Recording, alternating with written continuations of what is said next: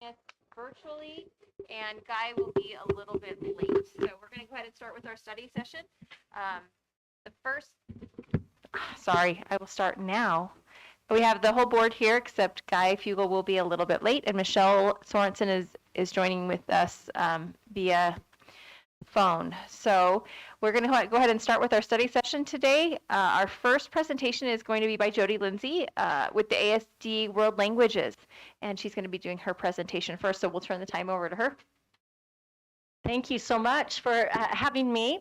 As I've been introduced, I'm Jody Lindsay. I am the World Language Specialist in Alpine School District. I'm finishing up 32 years in public education, and I'm really happy about that. I also last year was elected by my peers and colleagues throughout the state of Utah to be the Utah Foreign Language Association president. So I'm starting year 2 of a 3-year assignment. Let me also introduce here Hannah. Hi, I'm Hannah Taylor. I work at Lake Ridge Junior High. I am a Spanish teacher. This is my 11th year. I'm also a PLC coach at Lake Ridge Junior High and one of the team leads for the district Spanish 2 team, and gotten to work with Jody in the World Language Department. We're happy to have her. And I also just want to make a quick shout out. This is Rachel McFarland. She co-leads the World Language team in Alpine with me. So that's who we are. I represent about 116, give or take, teachers. I say that because some are like hourly. 9 different languages, and we work in 16 blended teams. We service about a little over 16,000 students. Are those geographically blended? Are they age? Are they language? By blended? language. Okay. By language. Yep. So for example, our French team has 21 members, and they meet weekly except for the second week. Great question. And this is what our Timpanogos School District will be next year with the 8 languages, 40 teachers, and the 9 secondary schools within those numbers. So if ASD has 9, what language are we losing? Italian. Italian, and that's taught where? Italian's the one language we won't have. Okay. Yeah, thank you. Yeah. And these are the numbers of students that are currently enrolled in world language classes, which is very impressive, especially in the Timpanogos cluster. We have almost 1,300 students currently enrolled in world language classes. So today, I want to talk a little bit about world languages and the impact on student learning. If we keep hearing and reading research that shows that when we build literacy and knowledge in one area, it transfers. As you are all these new district leaders that are building an outstanding district, what if there were one strategic decision you could make that would improve proficiency and performance in all academic areas? Would you prioritize it? Well, today I am bringing David Smith, evidence of student learning and data from Alpine School District that shows that we do just this. Prioritizing world languages will build performance in all areas. I'm excited to show you how. So today, briefly, we will talk about what learning actually looks like in world languages, what the data tells us about academic impact, and then we will end on what this means for graduation pathways. So first, if you took a world language class back in probably the 1900s for you, you would have, for David, yeah. You would have seen, you probably, hey, I was also in the 1900s. You would have probably learned a lot of vocabulary words and how to conjugate verbs, and that is what you learned and what you really learned when you went into other countries, that knowledge did not transfer because it wasn't a skill. And today, what you will see when you come into our world language classes is that we are teaching the skills that we value in the domain of ELA, which is speaking, writing, reading, and listening. So these are the things that you would see in our classes today. And so what I would like to do is show you some literacy data from Alpine School District. I'm going to show it via the STAMP test and the Apple test. And these are 2 tests that measure reading, writing, speaking, and listening in a language, even English, okay? So first, I wanted to show you what our ASL students in Alpine have done.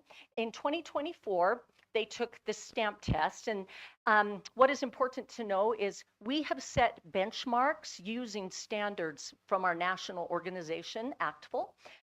Red, of course, is going to be below. Approaching means you're one sub-level from the target that we are shooting for. Green means you're at level, and blue means above. So the first year that we tested all level 3 and level 4 ASL students, this is where we landed. And last year, in 2025, this is where we landed. You can see that we have increased this, the blue and the kids that are at level and above level. And our goal has always been to shrink the red and to shrink the yellow. So that is for ASL. And now I would like to show you what this looks like in the written and spoken languages. The data will represent all of those languages that we have talked about: Spanish, Chinese, Japanese, German, and so forth. We are able right now in Alpine to test all level 3, 4, and AP students. And this is going to represent all junior high that teach a level 3 in the 9th grade. Okay, so very first, 22 and I'll show you 25. I always am looking at the percentages. Are we shrinking this here? And are we bringing more students to at level and above? And so we now have longitudinal data, our students' ability to not just speak, but we're teaching them academic speaking, right? We're teaching them proper ways of speaking. So we were really thrilled to see these results, especially as we use our Apple data actually in our PLCs, because we want to be able to set goals, and we want to see that we want to use the student, the data as evidence of student learning, so that we can keep doing the things that are helping grow students and that we can fill in the gaps where we're not. Okay, next, we have listening data, the student's ability to comprehend a second language. And you can see here that our students over the years are making significant gains. We're getting more students to actually this above, and we are shrinking this number of almost at level and those that are 2 or more levels below. Next, writing data. This is one we're very proud of. Let me just give a shout out to our Spanish team. When our level 1 and level 2 teachers looked at the level 3 data back here in 2022, they said, here is a place we can make improvement. And we ended up bringing in a professional from BYU who could coach our teachers on how to teach academic writing in Spanish, and look at the growth that our students have made in their ability to write. And this isn't just strings of sentences. This is a topic sentence with the supporting sentences and a conclusion sentence. It's very impressive. And last, we know that reading is a very important skill. And that is where we landed in 2025. You know, back when I taught my first year in Alpine, I taught right across the hall from David Smith. And I always heard that we are all teachers of literacy. But I didn't really understand it until we were able to test and really see that we are growing our students here. Also, we have a little award in every state. They call it the State Seal of Biliteracy.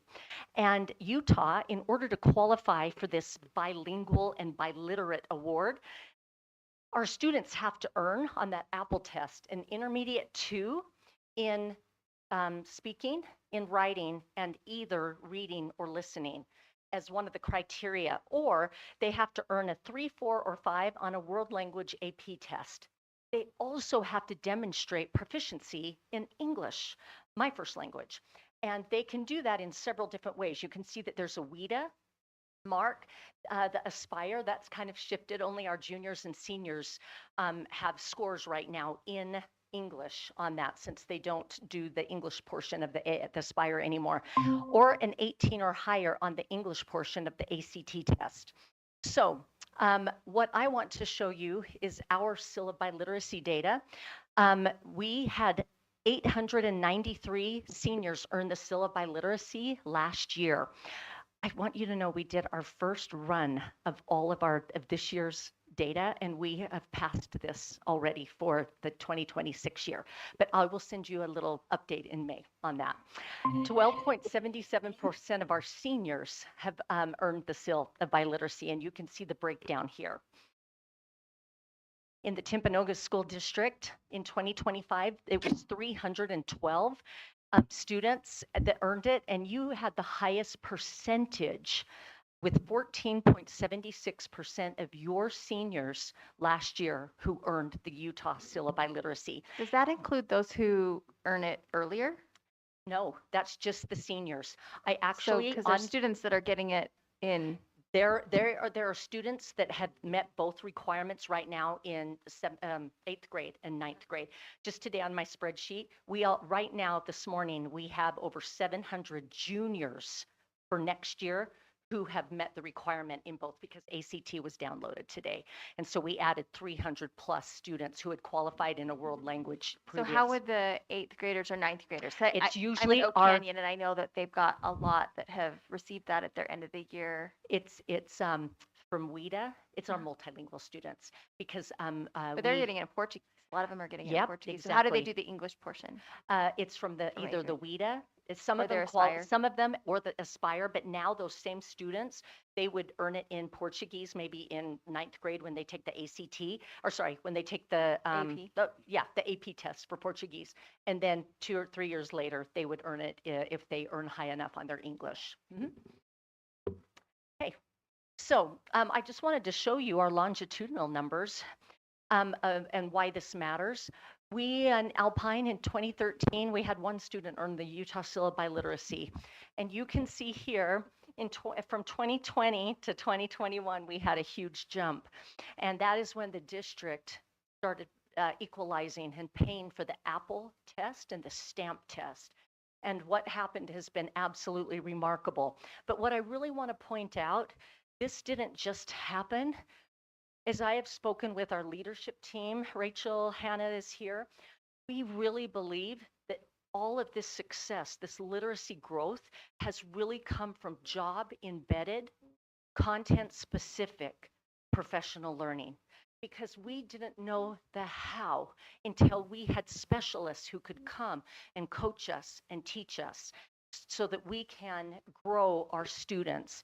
And so this has been really remarkable, a remarkable journey for our team. Can I actually share my experience about that? yeah. My professional learning experience on this has been incredible. Starting in 2018, when Jody got this job as the district content specialist for world languages, we have received amazing professional development that I have seen change my students' learning and deepen it the very next day in class. So Jody has set up with her leadership team, they go to conferences across the country to find best practices, specifically for world language teachers.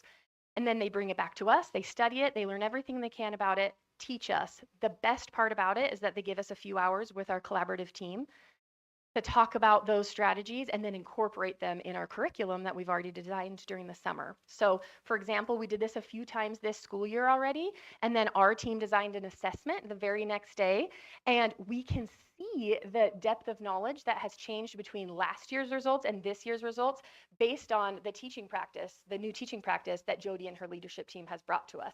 And it's only because she has that position as the district content specialist that it's her job to find those best practices, bring them to us specifically for world language teachers, and then let us incorporate them.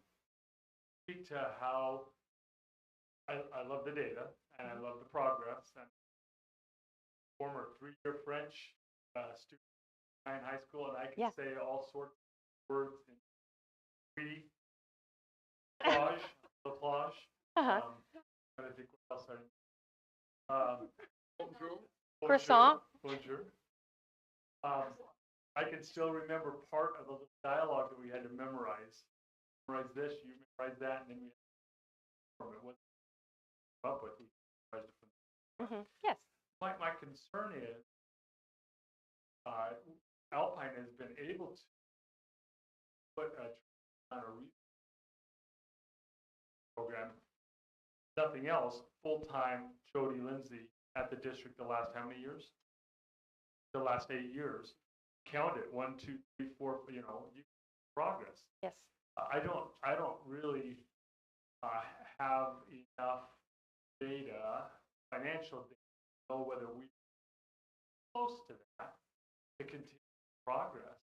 And without somebody thinking about it, and it's gonna digress, not progress, to how we might be able to navigate that.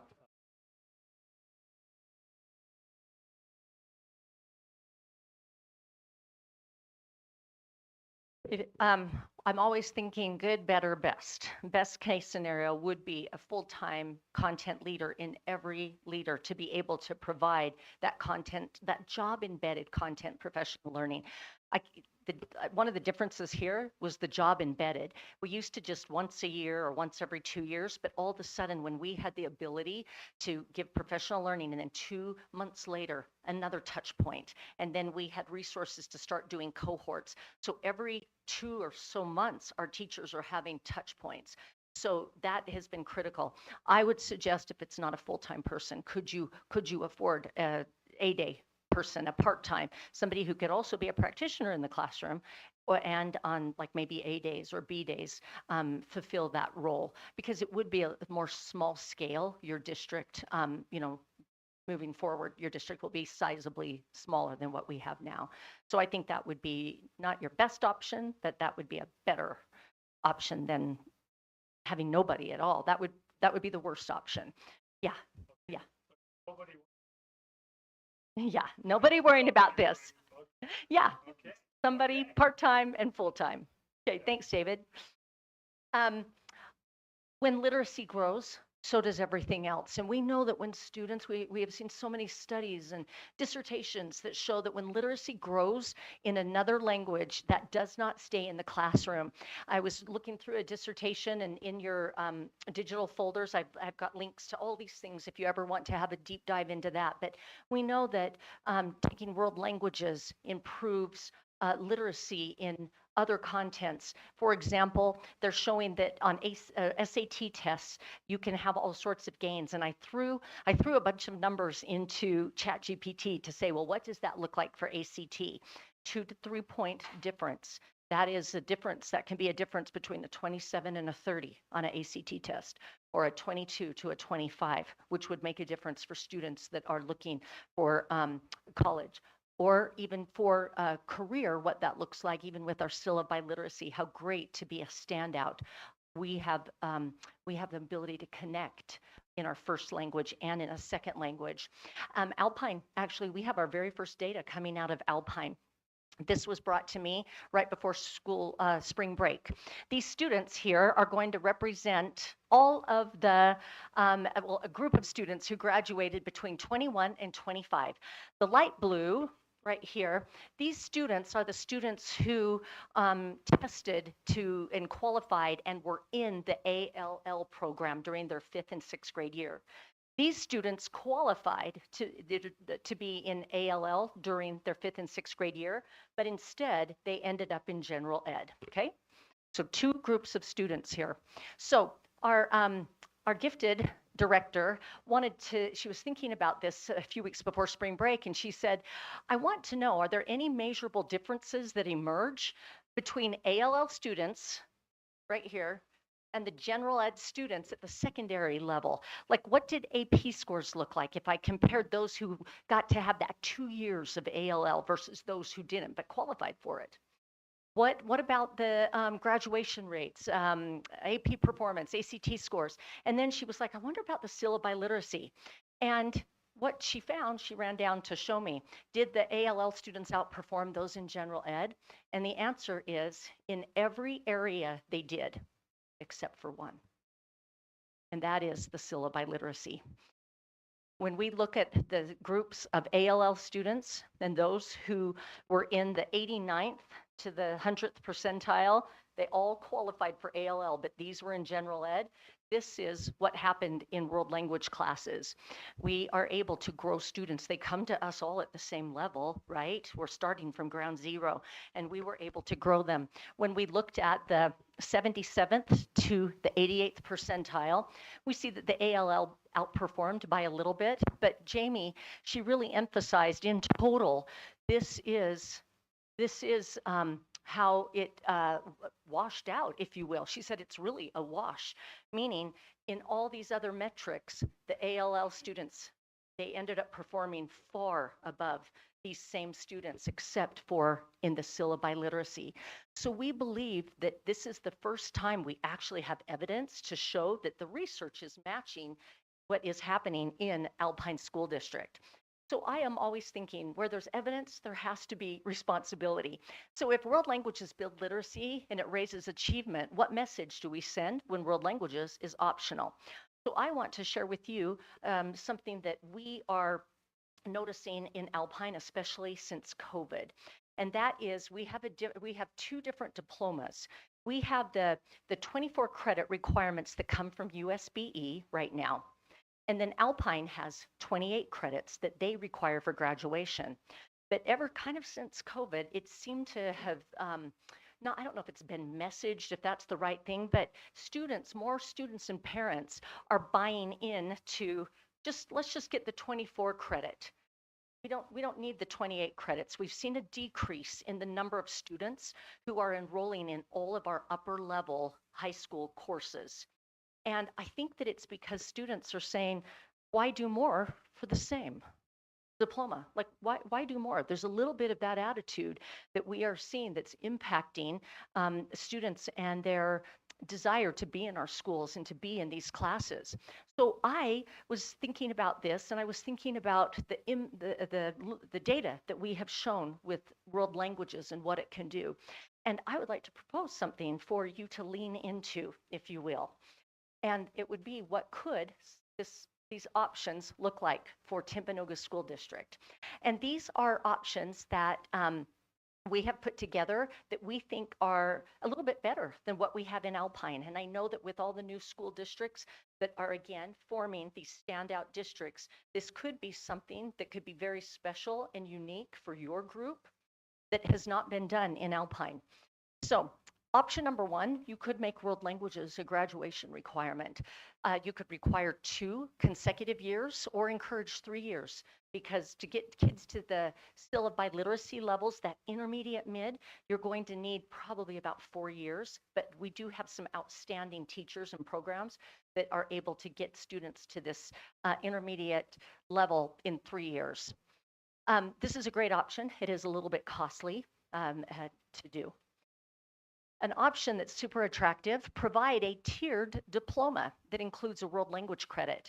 Our sister district up the road, Canyons, they actually have a tiered diploma. They have their general, they call it their standard diploma, where they have 28 credits. They have the ones that are required by USBE, and then they have their elective credits. After that, they have an advanced diploma. And that advanced one is all of the USB credits plus 2 years of a world language. And then they have at the end, honors diploma is their highest. If it were me, I would have called it the distinguished. But they require the same, the USBE, 2 or more years of a world language, and they have attached a GPA to that as well.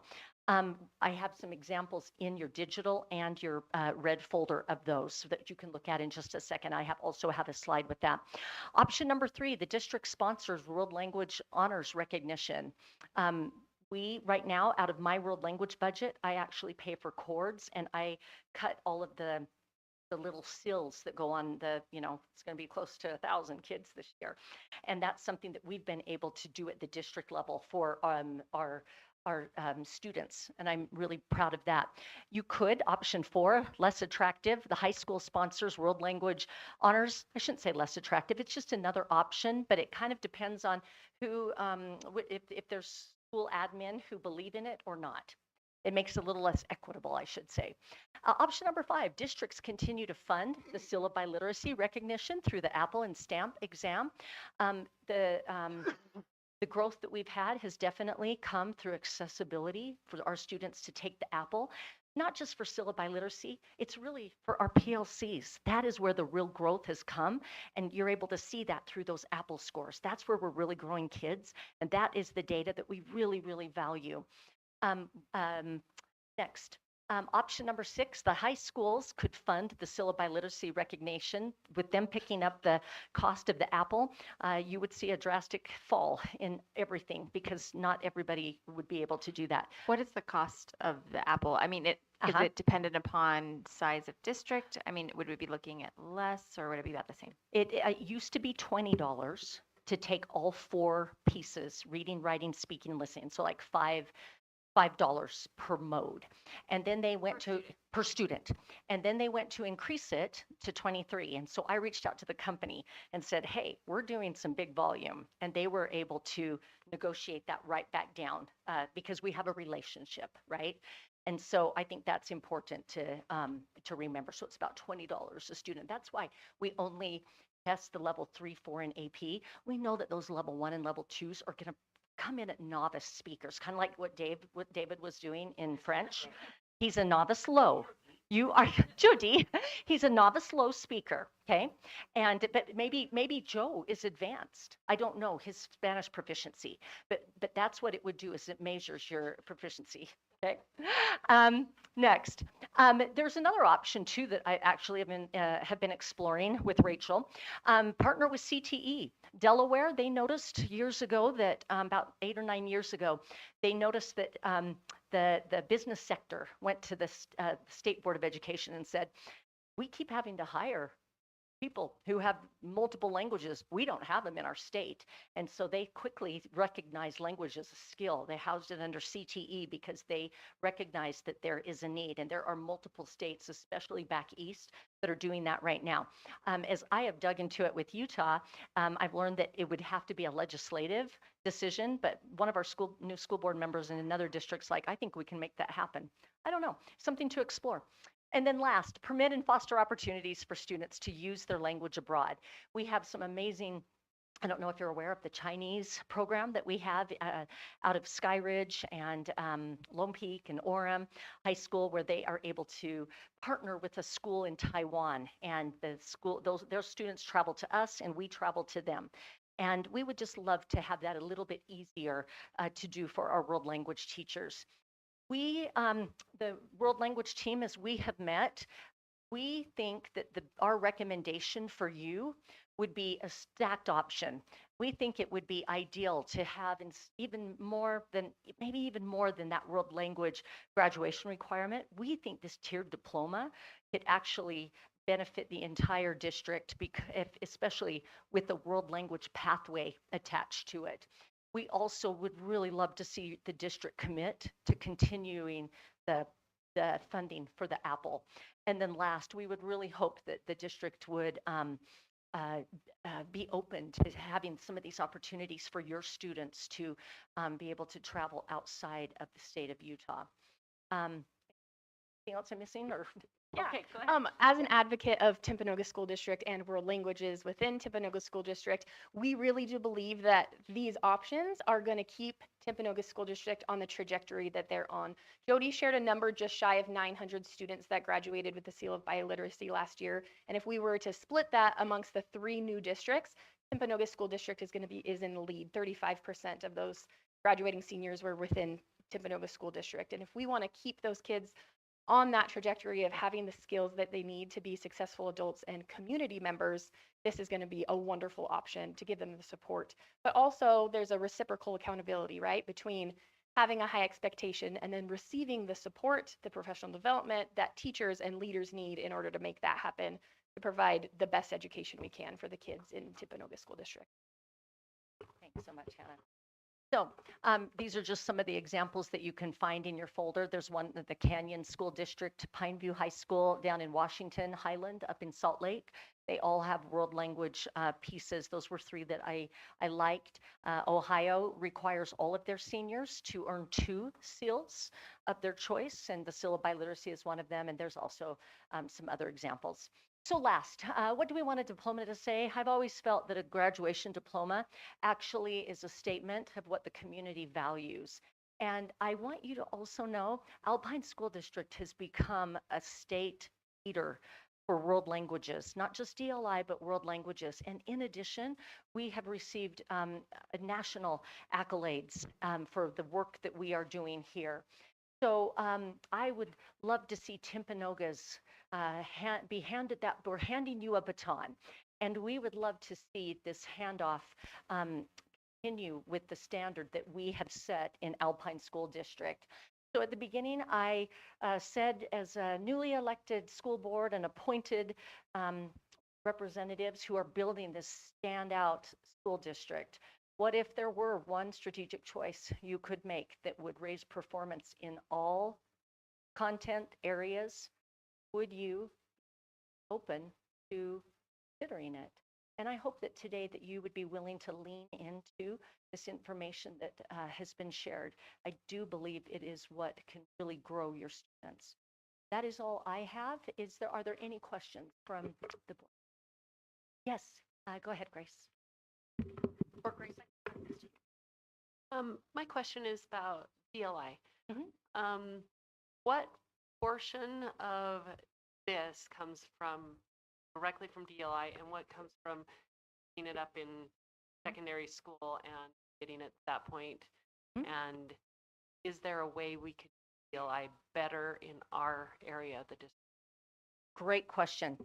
I oversee levels 1, 2, 3, 4, and AP. Alicia can speak more to DLI in the back. So you asked what parts you've seen today. All of the Apple data and STAMP data is not dual language immersion. Okay, all just All okay. world language classes. And some of our patrons have been excited because they wanted their students in DLI. They weren't chosen, right? And so we love that we can offer a second reputable option for them. Yes. So what you're saying, those biliteracy, That's different isn't necessarily coming from DLI students? from both. The syllabi literacy, so the Apple data that you saw is just world language, levels 3, 4, and AP. Right. Syllabi literacy is a mix. Have you disaggregated who's DLI in that, Alicia, at all? Because I am hoping that when what I like to do is send just like a little three-slide slide deck to the school board at the end of the year in May when we have all of the answers to that and say, here's where we land. Let me see if I can include that. The hardest thing will be but I think we can probably do it through Skyward to see who took the DLI pathway.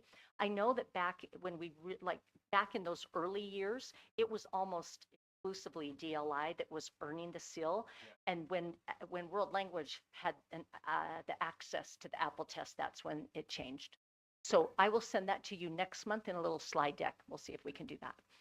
Great question. Can I ask a follow-up Yeah, question? please. So the level 1, 2, is that associated first year of a language, second year, third year? Yes. Yep. Those first 2 years are critical for not just gaining knowledge, but we are teaching skills. We're teaching, again, that academic writing clear down when the students are barely kind of stringing sentences. You know, my dad is tall. My dad has brown eyes. My dad is, and then all of a sudden we're teaching them I have a family. My dad, we're really teaching that academic writing. And that's why one of the reasons we've been able to grow our students as we have. Great question. I just have a question about as parents and students make choices about which courses they're going to take and whether they're going to be involved in world language or DLI, what things are they considering? What are the pros and cons? And as we look at assigning our resources, where do we get most bang for our buck and how many kids are we going to be serving? So. My answer is all of the above. I love the DLI program. I think it's really great. And we have wonderful data, especially out of even in recent years out of the University of Utah, where professors are like, wow, these kids that went through the whole, not just DLI, but they kept going with Bridge. It's incredible what they're doing as far as performance at the University of Utah specifically. World language, equally wonderful pathway. It's just different. We just start them a little bit later. It'd be great if we could start everyone in 5th or 6th grade. Oh. Jody, David. I hope you know how supportive I am of world languages, have been, and will continue to be. But having it be part of a graduation, also having, I mean, I've worked really hard through the years on getting kids graduated and working on graduation rate and how important having a diploma is to get a job, Yeah. amongst many other things. Yeah. What, is there any studies that you read, or is there any thoughts you have about whether the bar of 2 years of world languages is too big of a bar for some kids? Do you know what I'm saying? That would the graduation rate reduce because we could be high of a bar? Well, I like the way that's a great question, David, and I feel your support. I've worked. Can you say that again? I think I said you're the smartest person I've ever met. Is that what I said? I appreciate that question. What I really like the tiered diploma, and this is why. I like the way canyons, like canyons for their bottom tier, which is still a great diploma. They have USBE the required classes and coursework with passing grades, and that ends right there. And for some, that is great. But that's why I really like, instead of maybe world language as a graduation requirement, which I still love, don't get me wrong, I think the tiered is going to really hit a home run for students that you're talking about. Maybe world language does feel overwhelming to somebody who's barely able to keep up with math, your content. So instead, it's something for a little more distinguished diploma. So that's why I think that tiered diploma could be a really powerful answer to just that. A follow-up to the tiered diploma. Is there any evidence or information regarding whether or not that tiered diploma viewed differently by universities or by employers, or is it primarily viewed differently by the person receiving it and their family? Great question. I have not taken a dive into any studies like that because I think it always is going to come down to what the community values. And I believe that for some, it's going to be like, I just earned. I'm going to have that personal satisfaction, that intrinsic excitement and motivation that I did something hard for myself, which means I can do hard things. I also can't help but think that when I'm applying for a job, and instead of just, they have you always list your education, distinguished diploma, which includes world language pathway. And I think that especially how highly competitive some of our local university is, to be able to be one of the few people who has earned a seal of biliteracy. Again, in Utah, about 4% of our seniors earned the seal. We were just shy of 13% last year of our seniors. And based on our new primary data that we just ran today, we're over 13% of our seniors. So I do believe that it's going to be, if it's not right now, looked out a little bit differently at. I want to add one more thing. We keep rubbing shoulders with people that are like at universities, and they are trying to decide who gets into this university or not. And we keep hearing them say, we are really looking at essays and writing more than we ever have. And that's where I feel like you will get the biggest bang out of your buck from world languages, is that we build literacy, and that's going to transfer. And how great would it be to have a student start their essay about that first day in a world language class, and then how they earned the seal of biliteracy. So I think you probably answered this question just now, but I just want to make sure there isn't anything else you'd add. There is an argument out there that there isn't a need for languages anymore, at least not the same need now that colleges don't require that to get into college anymore. Mm-hmm. And your argument would be the opposite. One of the, if you go to my slide deck that I sent to Jen and to a few, I think that she forwarded that to all of you. Under syllabi literacy or the Canyon School District slide, I have a link to a Harvard document where they said, yeah, you don't come with the language, you're going to leave with one. It is a skill. We are seeing language, this ability to connect and to be able to have these soft skills, these people skills. When you come to a world language class, you're not sitting on a Chromebook. You're forced to make connections. And I think that's a skill that even in 10 years from now, I think that the world is going to be turning back and saying, yeah, we missed the boat. We need to start turning back into being better communicators. And I believe that world language students, that's where we'll be the standout.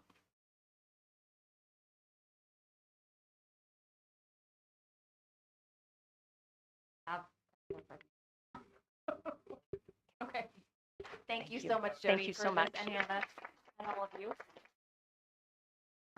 As we're leaving, I am bringing the world. We're bringing you the world, just like we did for our students. The world in your hands. I expect social media. Nice. Okay, we're going to now turn the time over to Jason Sundberg for our presentation on RDA.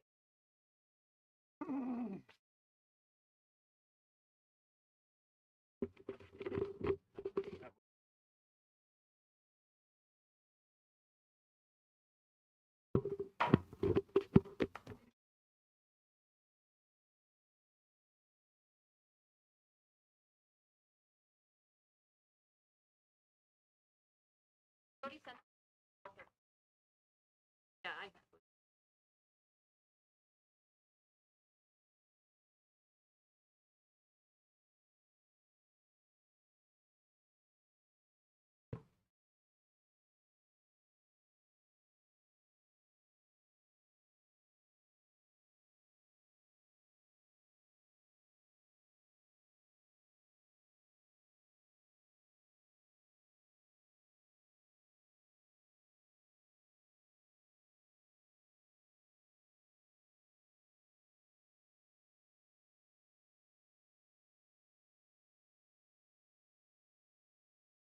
Yeah, I'll get started. You all have a copy of a PDF of it.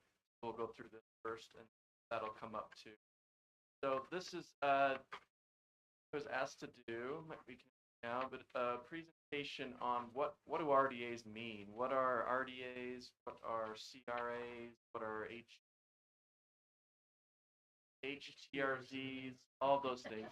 The great thing, so interesting. My first project I did, even before I worked for Alpine School, I came and did a job shadow for a few days back when I was still working for ExxonMobil. And the task I was given was to do the RDA report. So that was the first thing I actually.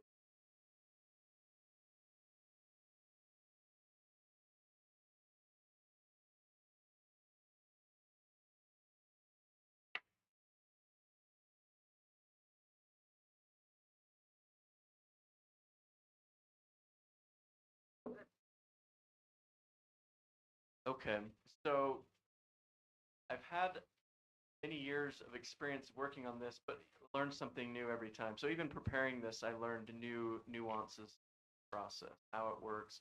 So there is a lot here. We have the PDF. I have a couple of big. You're welcome for the big sizes because some of these are hard to see. These same things are in the presentation. This is a lot easier to. So the first page we'll go there, just talking about so redevelopment agencies is what's used with that acronym of RDA. So what are they? They're local government entities created by cities or counties. So that's a big point. The cities create these agency within there, or if it's in a place, there's some new ones now with some solar farms out west that aren't in a city. County created that. So what's interesting, that RDA, so under new legislation, most everything now is a CRA, even though we kind of use that term of RDA, most of them are now CRAs, which are community investment agencies. So the core purpose of RDAs was to eliminate blight situations, deterioration, promote economic development. And so we're going to go over what TIFs are, or tax increment financing. But common project types for RDAs, revitalization of areas, A good example of that would be like the University Place, where it was a big revitalization of that mall into. So most traditional RDAs in Utah now are the C.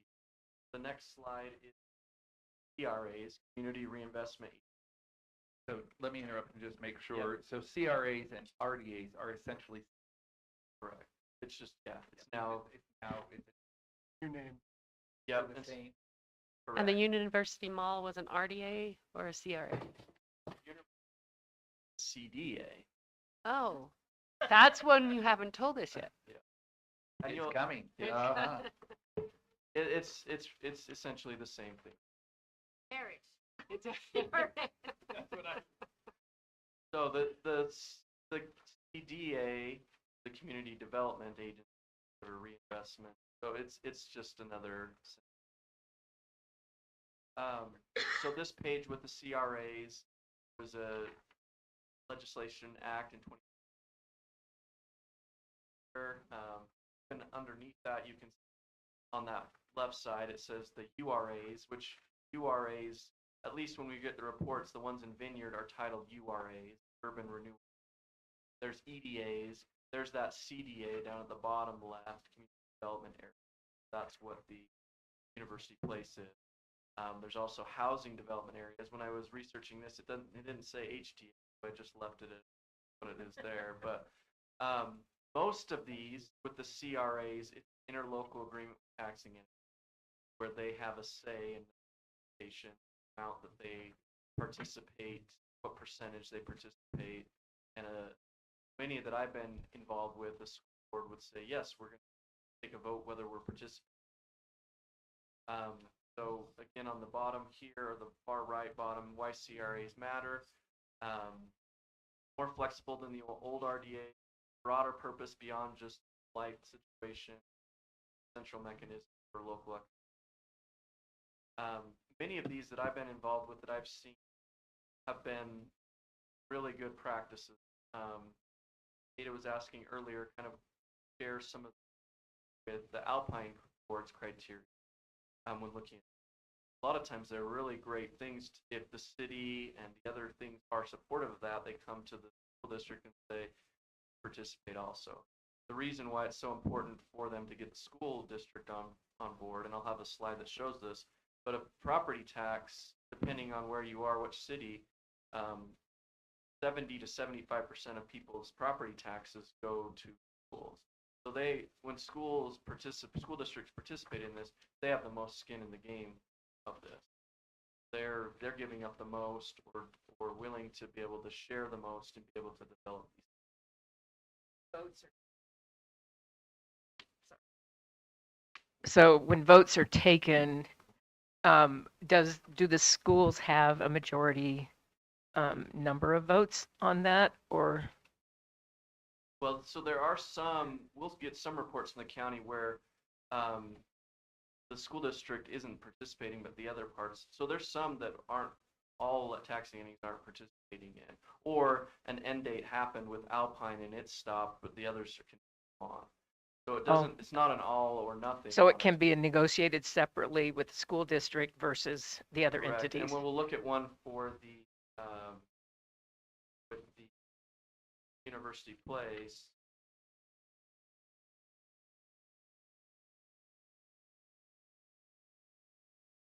With different entities, correct. okay. And if one Okay. doesn't participate, but they still want to go forward, if the developer or whatever that the city that's incentivizing wants to go forward with it without somebody's participation, they can. They can, okay. Yeah, and so when we get to the one for University Place, all other taxing entities besides Alpine are at a 75% participation. Alpine is at 65, so not as much in that.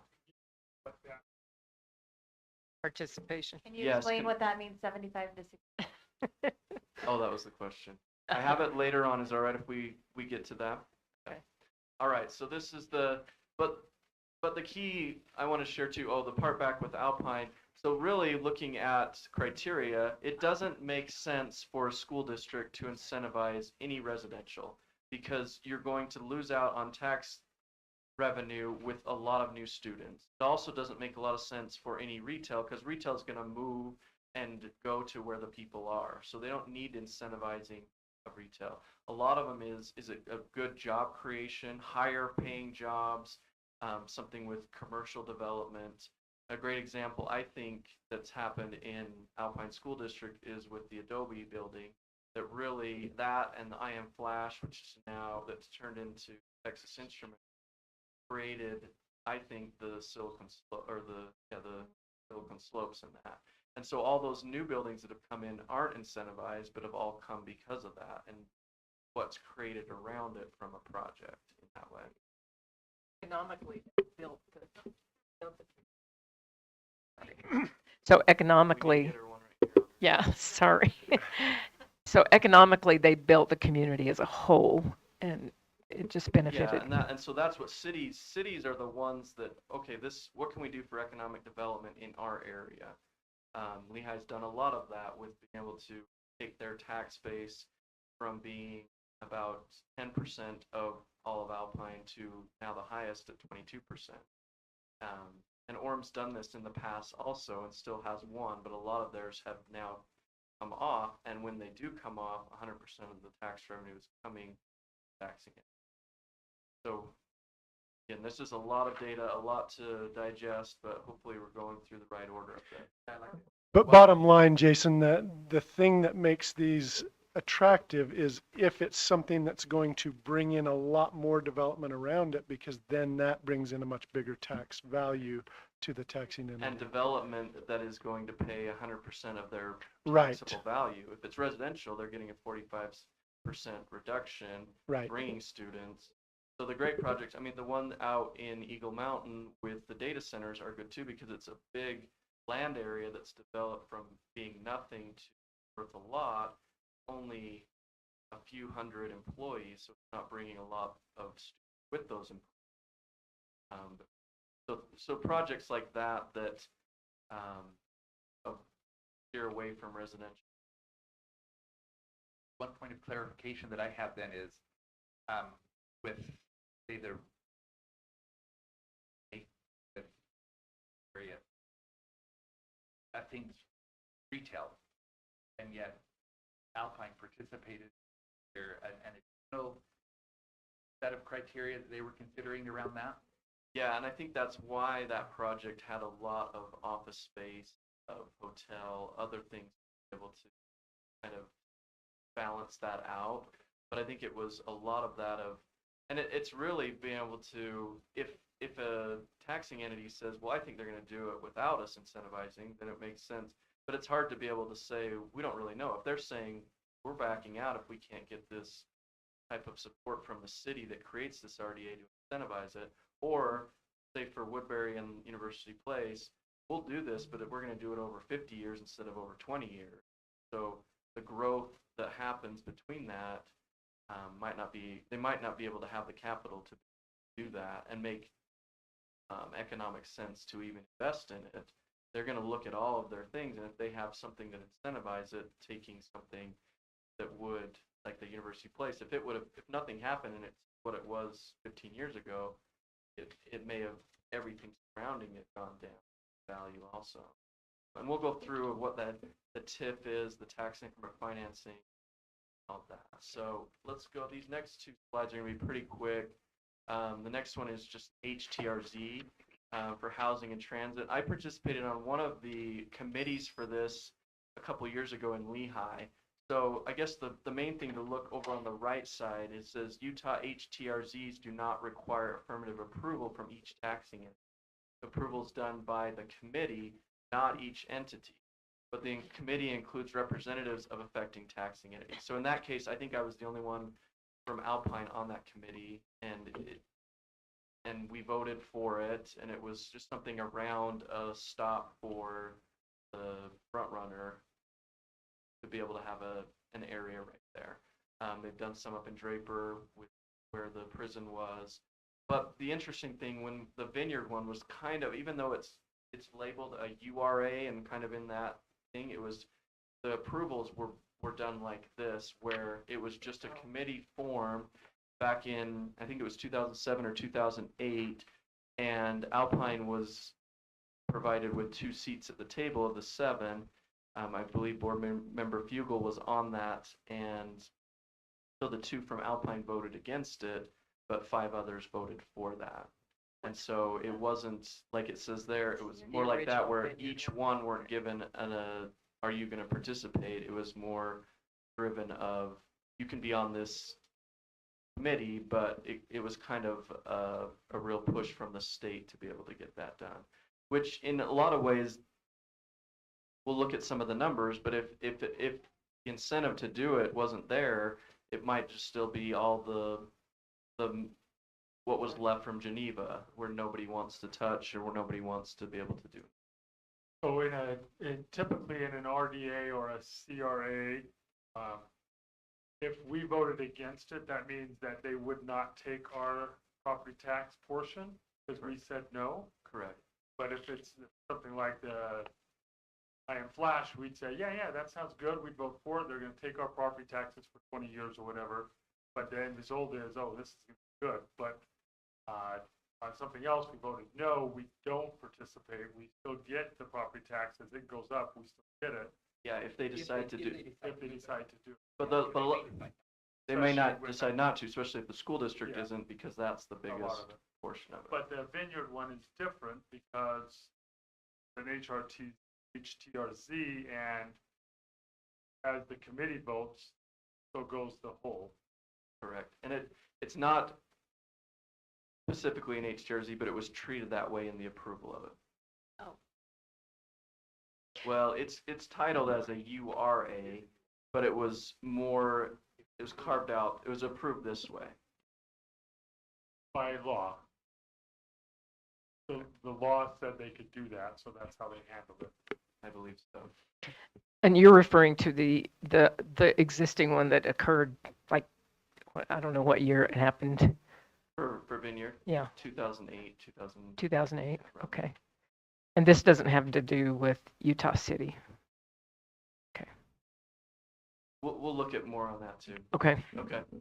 So let's see. The next one just added here. This is a new one I hadn't seen till this year, but a MITA, Military Installation Development Authority. And so this is a state level development created and fast track large scale. And these are ones where, again, it overrides city rules. So these are just done without participation. So there's actually 2 new ones up at Sundance that are going to show up on your report here that just started. I hadn't even heard of that are MITAs. Yep. And so they're going to be on the on the first large sheet here.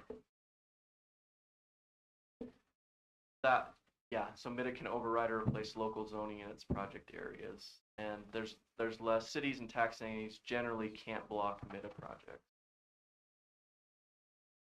Okay. The next one here, this is a screenshot of Utah County's website where they're talking about redevelopment agencies. I think this is a good just description. So I'll go ahead and read this. You can read along too. But community or CRAs, community reinvestment agencies, are also known as redevelopment agencies, or RDAs, are quasi-governmental entities formed to manage development projects in specific areas. They're funded through tax increment financing, or TIF, which use property tax revenue generated by increased property values within the project area.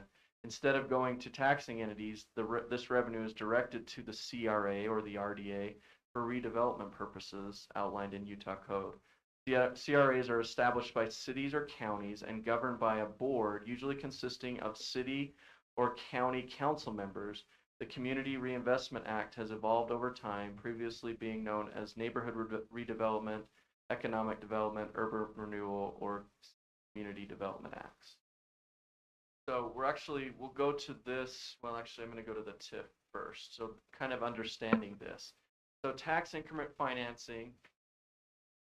How this is set up. So a city will designate in certain areas, CDA or an RDA or a TIF district. So the current property tax, kind of the base value, is set as the baseline. And then any new development happens, the property value rises. So the increase from what the base was to the new value is called the increment or the marginal value. So if an area, we'll take, for example, well, let's do generic example. Let's say something's worth $100 million and the developer, we're looking 10 years later, now it's worth $500 million. The margin or the increment is the 400 million, the difference between there. And so, and that's, as we look at that, when we're looking at the taxing entities, they'll still get 100% of the base value.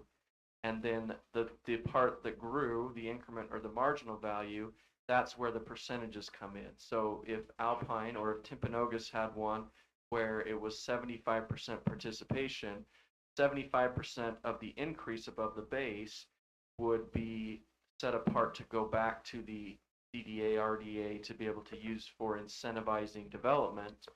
The 25% would come to the taxing entities along with 100% of the baseline.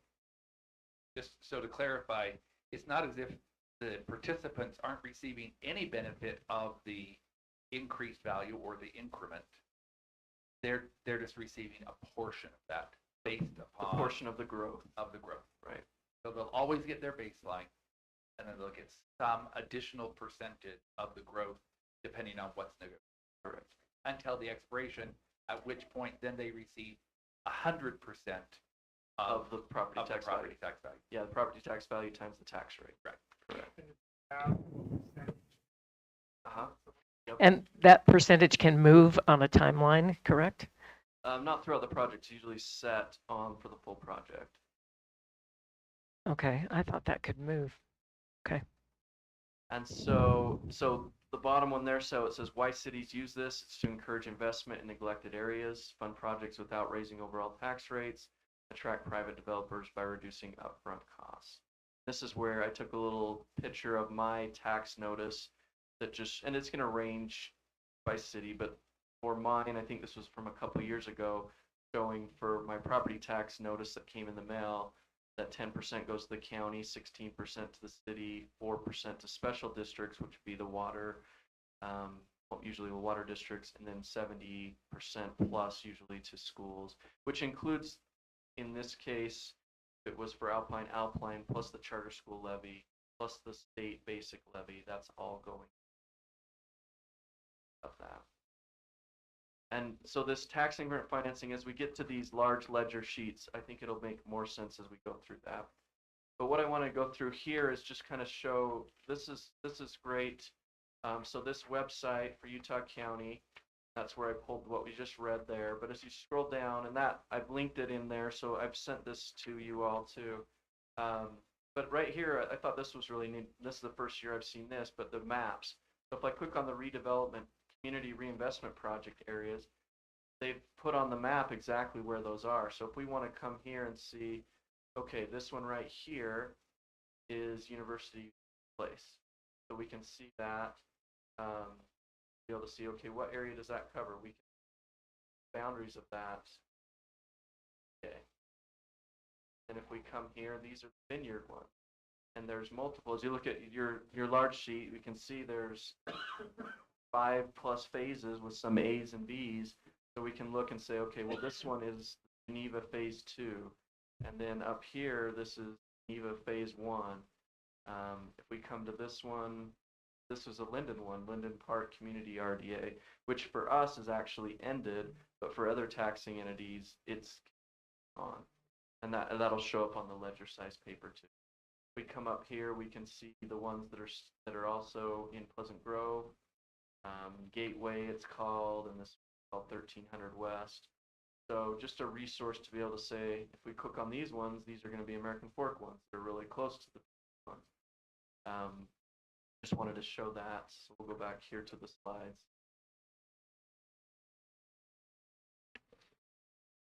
Yeah, go ahead. So the split, everything will just, the contracts will remain the same. That's my understanding. I do not have a law degree to be able to help me understand whether those can, but it's my understanding that those would just continue on for each of the 3 districts. So on this one, we're going to go through a little bit. Hopefully this will help understand. Oh, also back. So this is where some of these are, if we go to this, below the maps, we can also click on each of the different redevelopment agencies. You can see that there's a Utah County one, but every other one, well, there's an inland port, but all the other ones are done by cities. So if we go to Orem City Development Agency, we can see the reports for the last 6 years. Or if we go to Vineyard, same thing. And when we click on this, it's going to bring up a sheet that looks like this, which may not be the easiest to understand, but we're going to go through one here for the Orem one. So what we're looking here at the top, it's going to say for the Orem University Place that the base year was in 2016. So that's where the tax values are when we're looking at the base year.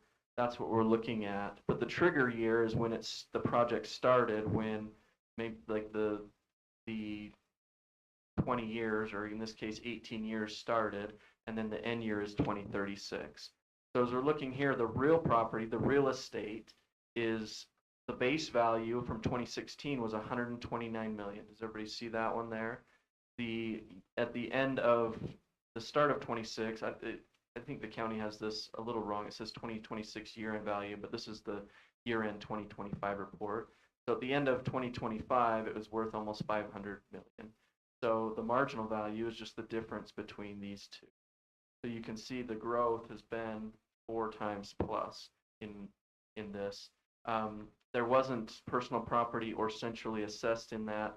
So the total value of all 3 of these is, and I have that over here on the bulleted side. So the base year value was 129 million. Now it's worth about 500 million, or 526 million, 4 times growth.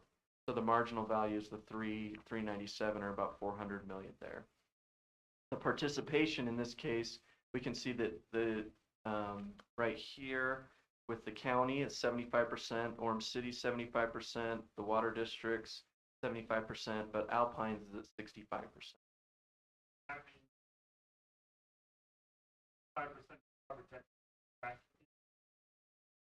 5% of the off the marginal value.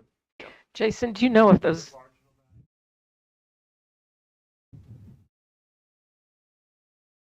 does this money actually flow through the county and back to the developer? Yes. It does. People pay their taxes on that, but it doesn't come. The part that the school district has said we are agreeing to give provide up to the RDA doesn't come to the school district then No. there, but it doesn't. The county collects it and it goes to the RDA that's set up in each of those cities. Which is why when an RDA is created, there has to be some kind of a new entity created To oversee. to oversee and manage that influx of Because revenue, right? because it doesn't. It doesn't go to the city.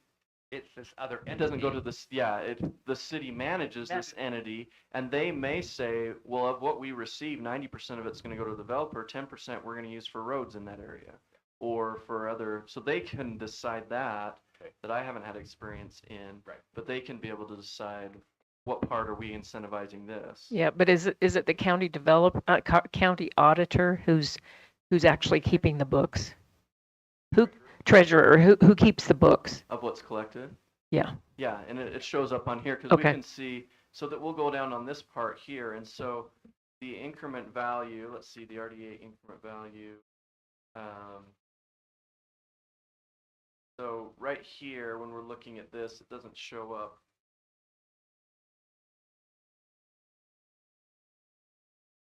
So in this case, each one of these, so if we look just, this is, then these columns, it says real property, personal property, centrally assessed.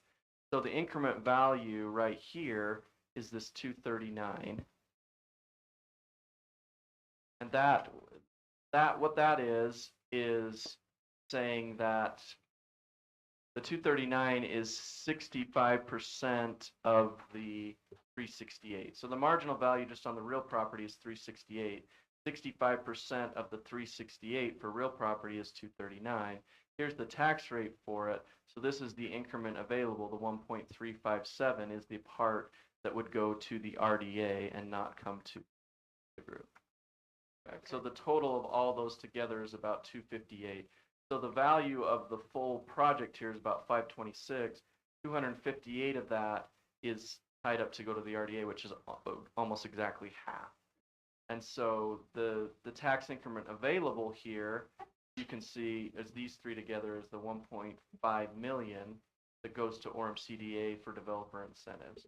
So the base year, 100% goes to ASD for about 734,000. It would help too, I guess, as we're looking at this, if you now look at this, the big sheet that looks like this, and we're looking at the Orem University Place one that has, you can see more data. There's some real property, personal property, and centrally assessed. So these same values that are showing up here, where we see the 497, it's in the green column under real property. Then there's the 28 million and the 1.1 million. So when we're looking at this sheet, essentially what we're looking at over here is saying, you see the green that's next to the 100.88% says 1.48 million. That's how much was collected and paid to the RDA. And that same amount will show up on the screen up here, this 1.48 million. The amount that was available was 1.47. Some reason just with past due and other things, it was collected. But that 100.88% is essentially just 100% was given there. And then over to the right in orange, it says 733 million. Or 733,000 and 797,000 are the two that go to Alpine.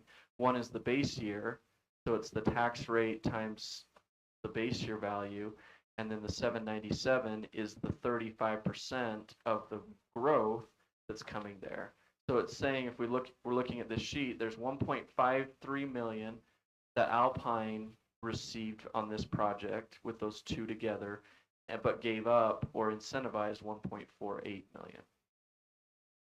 Oh, in 2030.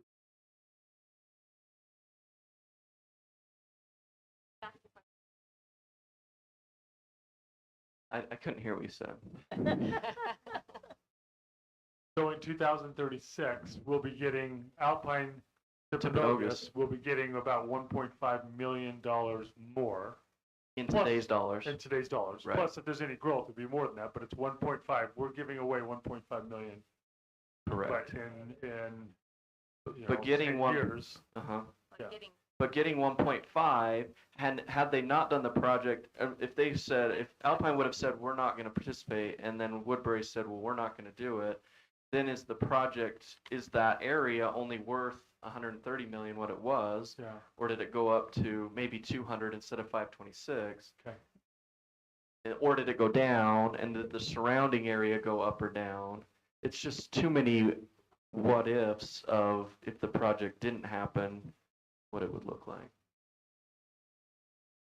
You guys are all going to be experts on this. Well, I could and just give you the reports and work on this.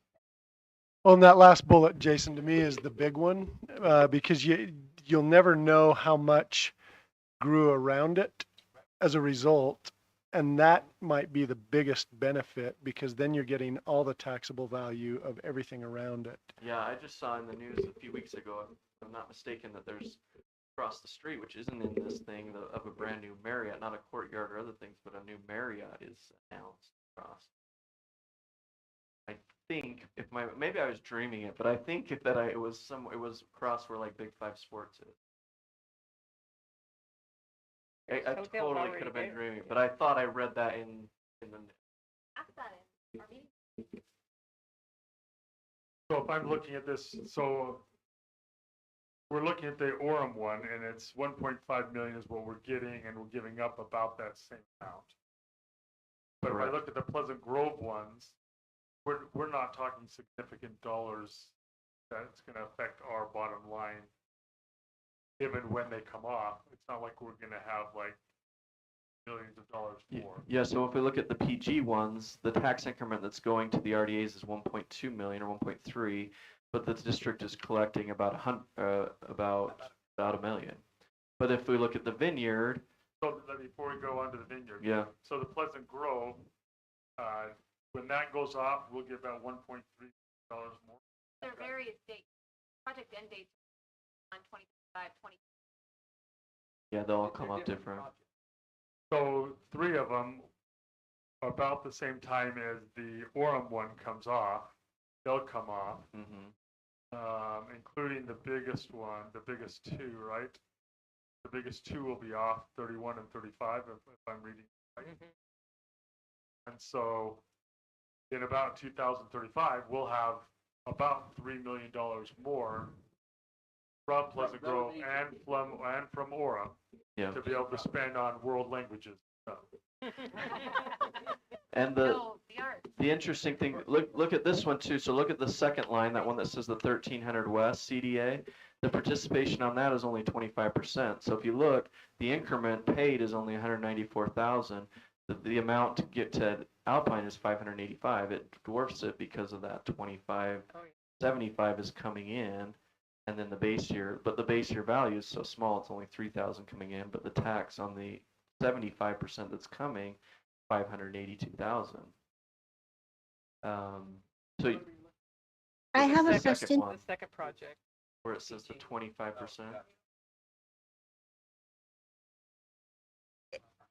Is this per year? So when David's saying we'll get 1.5 after 2036, is that per Correct. year? This is an annual, these are annual amounts. Yeah, that's what I thought. Thank you for clarifying. Yeah.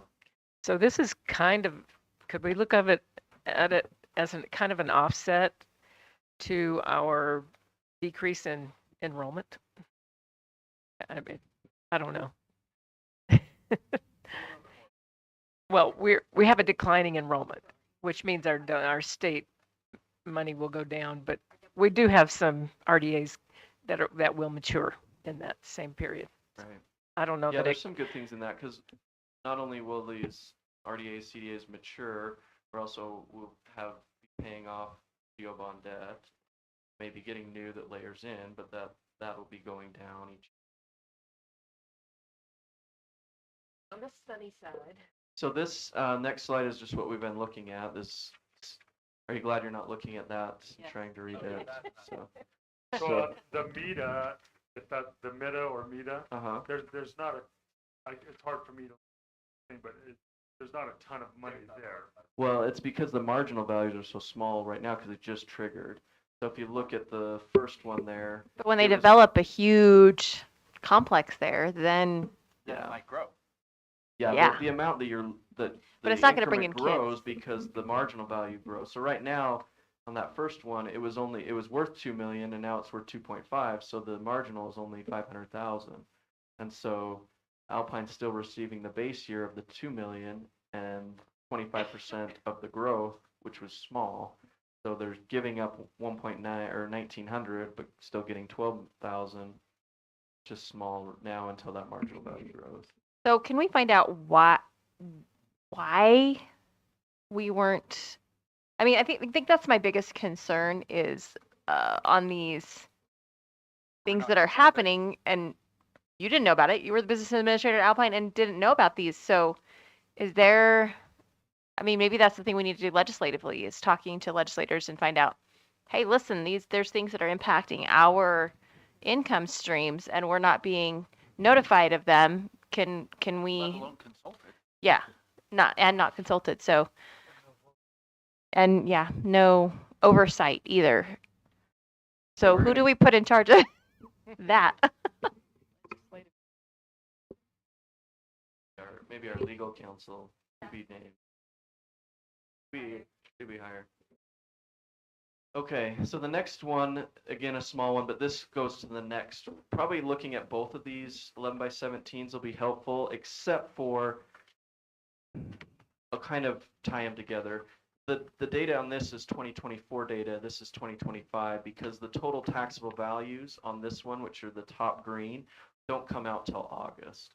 So this RDA report we're updating in March and again in September, but it's kind of so we don't have the total taxable values for 2025 that would correspond to the correct. And we have this same exact report for 2024 that we can be able to see where these come from. And I have the whole spreadsheet for it. But what we're looking at here is saying, okay, the reason I have two here is just so you can see the scale between Timpanogos and Alpine. So the top part is just the cities of Timpanogos School District. The bottom one is all of Alpine, including the 4 cities here. And so just wanted to show that the total taxable value in 2024 for Timpanogos is $21 billion for the taxable value of all properties. So the 21.24. Down here, you can see that for Alpine, that's 60.5 billion. Interesting thing, I have this data going back 20 years. We go back, just curious to look at it, but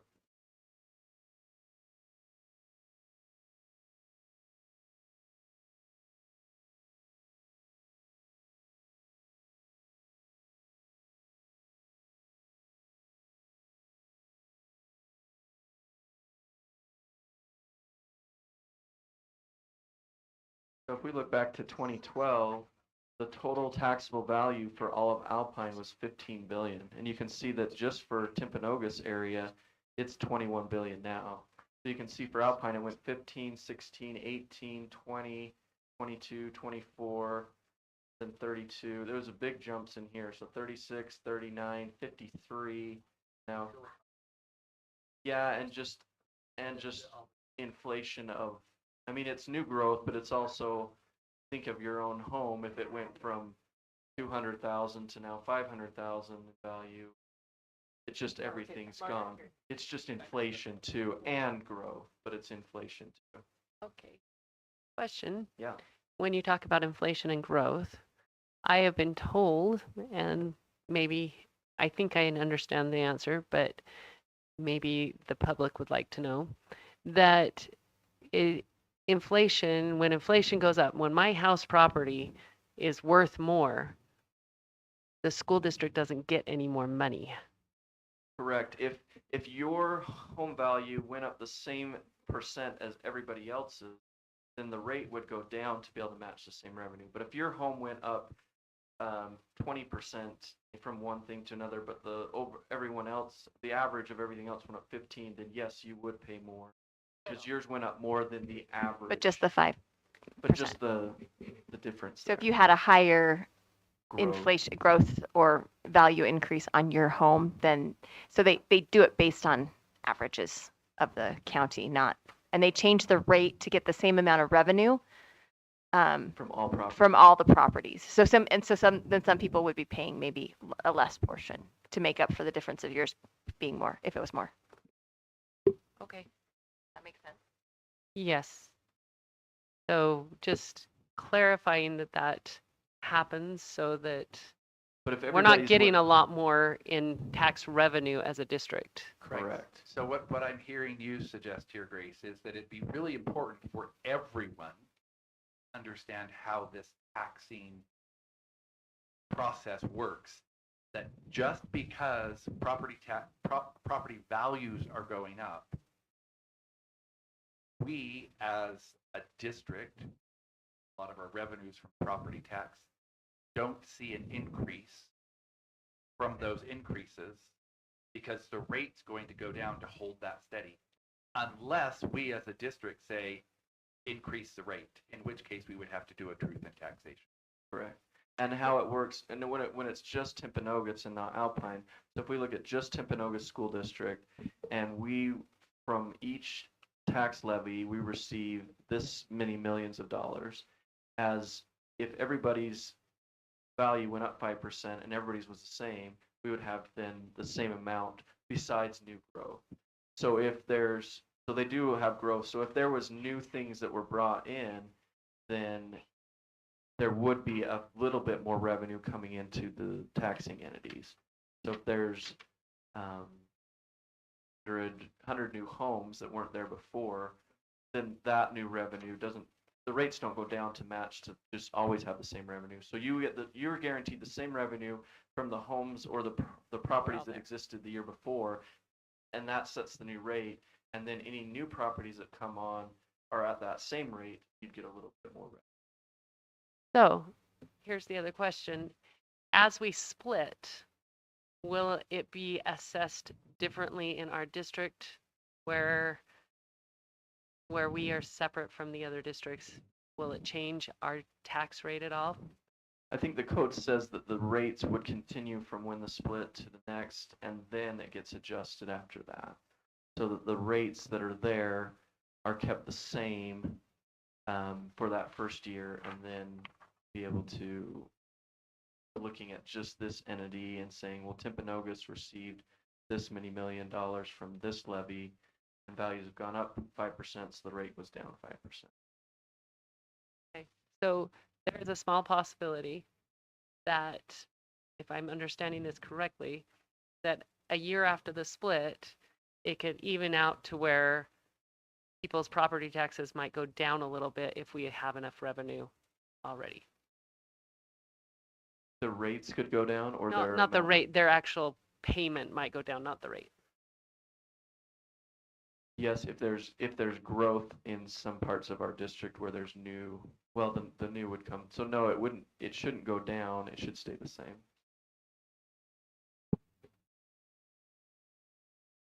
Okay, so back to this sheet. When we're looking, we just have the last 3 years, so we can see that this 21 billion compared to the 60 billion, which is about the 35%. But what this is showing is, and then over on the right, it's showing, well, in the 2024 category, if we look at Orem, we see that Orem's value is 10.9 billion. The total that's in increment value going to an RDA, not the value of it, but the part that's actually going. So in this Orem case, it's just the 65%. And so percent of the total of the entity's total, only 2.2% of Orem's total value, the 10 billion, the 241 million is in that, so a small amount. And then the percent of all RDAs is saying of the 1.5 billion that's at the bottom of that, the 241 million is just 15%. The big thing to look at here is Vineyard. So their total taxable value for 2024 was 2.3 billion, but they have over $1 billion of RDA increment tax value. So about 47% is tied up in that. But if you look over to the right, it's going down because other areas are growing around it. So it was 52, now it's down to 47. There's a lot of RDAs in that, but it went from being this little teeny community, and then that development has happened with this.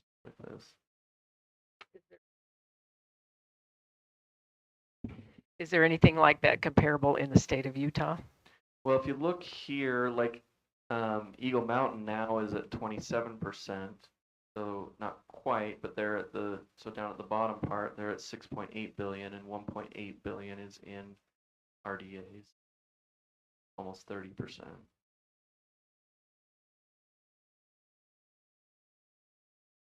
And that's, so 47% that we're getting 47%, or we're getting 53% of the available property taxes. 47%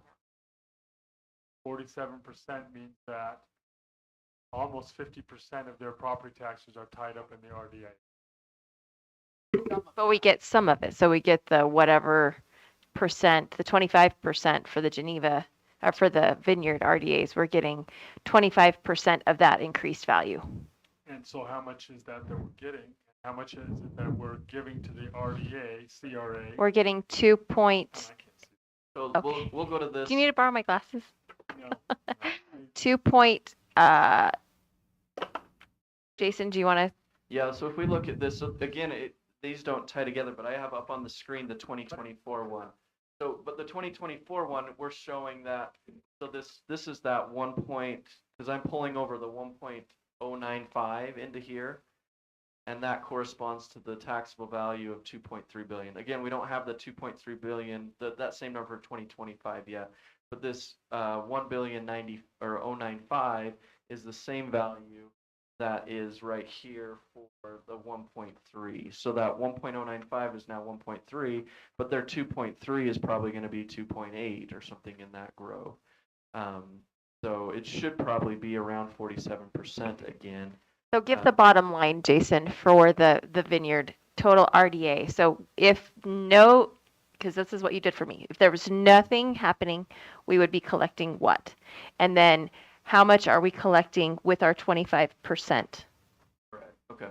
So if we look at, well, let's see, 25% of 1.095 is 2.3 billion. So 2.3 is probably going to be 2.8 or something in that growth. So it should probably be around 47% again. So well, on this sheet here, and there's 1.8 billion in taxable value that's in RDAs. So it's even higher there. Their total value is 2.3, but that 2.3 might be 2.5 this when we get the report, or 2.6. But 1.85 is in RDAs. But the base year value still comes to the taxing entities and 25%. So that 1.85 is really the 1.3 that's going there.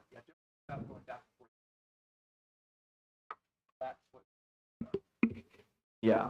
And so the amount coming, yeah. So the part there, there's probably about $1 billion of property tax value that's not in RDAs. And so 100% of that is being taxed and coming in to Alpine. To the tune of, Let's see what that would be. probably, Yeah, that's based on the base year. Yeah, it's going to be really close to that. So yeah, So we're there's- collecting 2.993 with development, and our base year, if they're the last column. the last column, total tax to Alpine, in the gray, so that's a total of all the vineyard RDAs.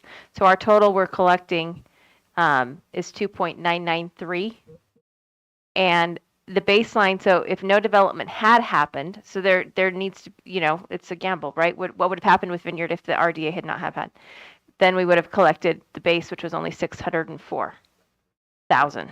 But we're getting 239. 2.993, yeah. more. Yes, that's And our that increment. That's represents our 25%. 25% Because the So 2 75% of that would be 7 million. is going back to the and it's the 7 million listed right the 7 million. It's listed right there in the green. It's in the green column, 7.160588. Go back to the. Great. In the gray, green in the middle of the green, yeah. Every year, we're giving $7 million. We are not We're- giving that. I don't think We're not getting. We're not collecting it. Correct. It's going back into the RDA, yes. And for how long, that's what we're looking at. And that your project end dates are various from 2035 to 2050. Correct. So my other question is, have we done a study to see, because I think you said usually this happens for business districts and redevelopment that way, not for housing. The most growth we've had in our area of the district is in Vineyard. Have we looked to kind of compare how many kids we are educating in the new developments that it is impacting our district? Is it negative, or is it kind of a wash? It's all of Trailside. I mean, just based on the maps, Trailside is all new. And So that's 1,000 Trailside and kids right all the there. kids that then go on to junior To high. junior high. and So high there's school. probably 2,000. 15 to 1,800 students. And then remembering too that it's not that we're getting only 25% of the property tax in that area, which could be some residential, some commercial. But of each student, well, when we're looking at the general fund, we're still getting 75% of our funding still comes from state fund sources, 25% from property tax. So this does hurt, but it's not the only money we receive for those students or for the housing. Well, I have another question. yeah, go ahead, please, Michelle. Does Utah City have an RDA, or is it part of Vineyard? It's part of Vineyard. Okay, thank you. So one of the things that I want to check my understanding with here is, from my perspective, without an RDA in Vineyard, or RDAs plural in Vineyard, it's quite possible that that land would not have been developed in any way whatsoever because it wasn't safe. Yep. Yeah, if it was just greenfield there, they would have developed it like crazy, but the cost of it would have just been normal cost of construction.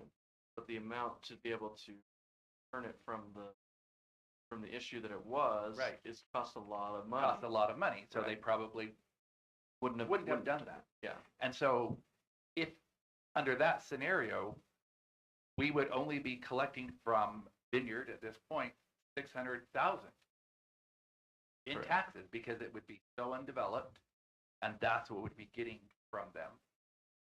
Perhaps, yeah. I mean, because that's what their base value is. That's, Right. we're getting 100% of what it was worth when they started the RDA, and that total is $600,000. Correct. And Yeah. right now, we're actually collecting close to 3 million because it's been developed. Yeah, 2.4 more than we Yeah. would have, but giving up the 7.1, yes. And that's a great point on that, because you can't look at Vineyard Elementary and Trailside, because Vineyard has a lot of Orem residents, a lot of Sleepy Ridge is Orem, and not part of the URAs. Okay, this might be a to be continued if we have Yeah, more this is- questions, I have because no we do, problem. okay, well, we need to end at some point. Yeah, we can do this again. Well, Um, Yeah, and we Make can sure look, we've got to be really maybe what we need to do is get those questions to Jason. So then the next presentation can be more specific to specific And- things. and And what we if could there's look more at- research. real quick, is just these last two slides, which we won't read all those things, but these are just the specifics of the Vineyard RDA. For purposes, just talking about cleaning up the environmental contamination, build major infrastructure. So I think the Vineyard, I think they are using that all the money that's coming into that entity RDA that's created, some of it is major infrastructure, roads, utilities, transit access. So I don't think 100% of what they're receiving in that increment's going to developers. See if there's anything else. This is a large one, 1,700 to 2,000 acres, former Geneva Steel site. Last thing here. Yep, they're using that TIF, or the tax increment financing, which we went over. Any other questions? I think there's still going to be a lot of questions. So, we just have 20 minutes before our board meeting and we need to have a minute between those. So, we are going to adjourn our study session at 5:38 and we will be back here at 6 o'clock for our board meeting. So much.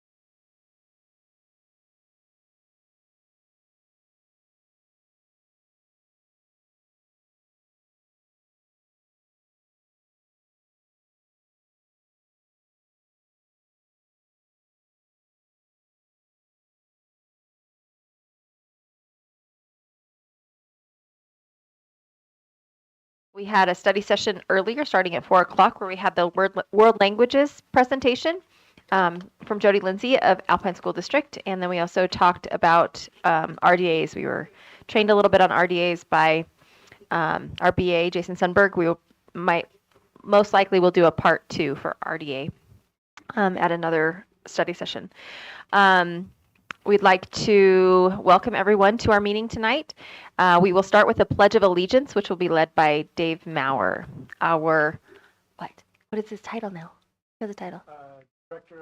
Director of Operations and Logistics. Yeah.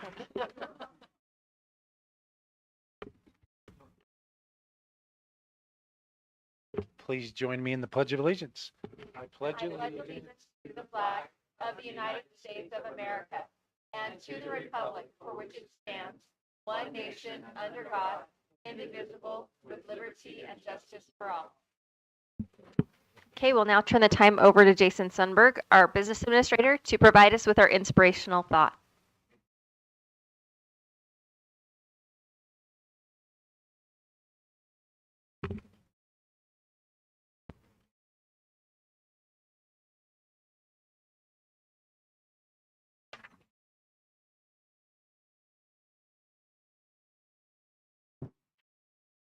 It's the spot for the inspirational thought right here. Oh.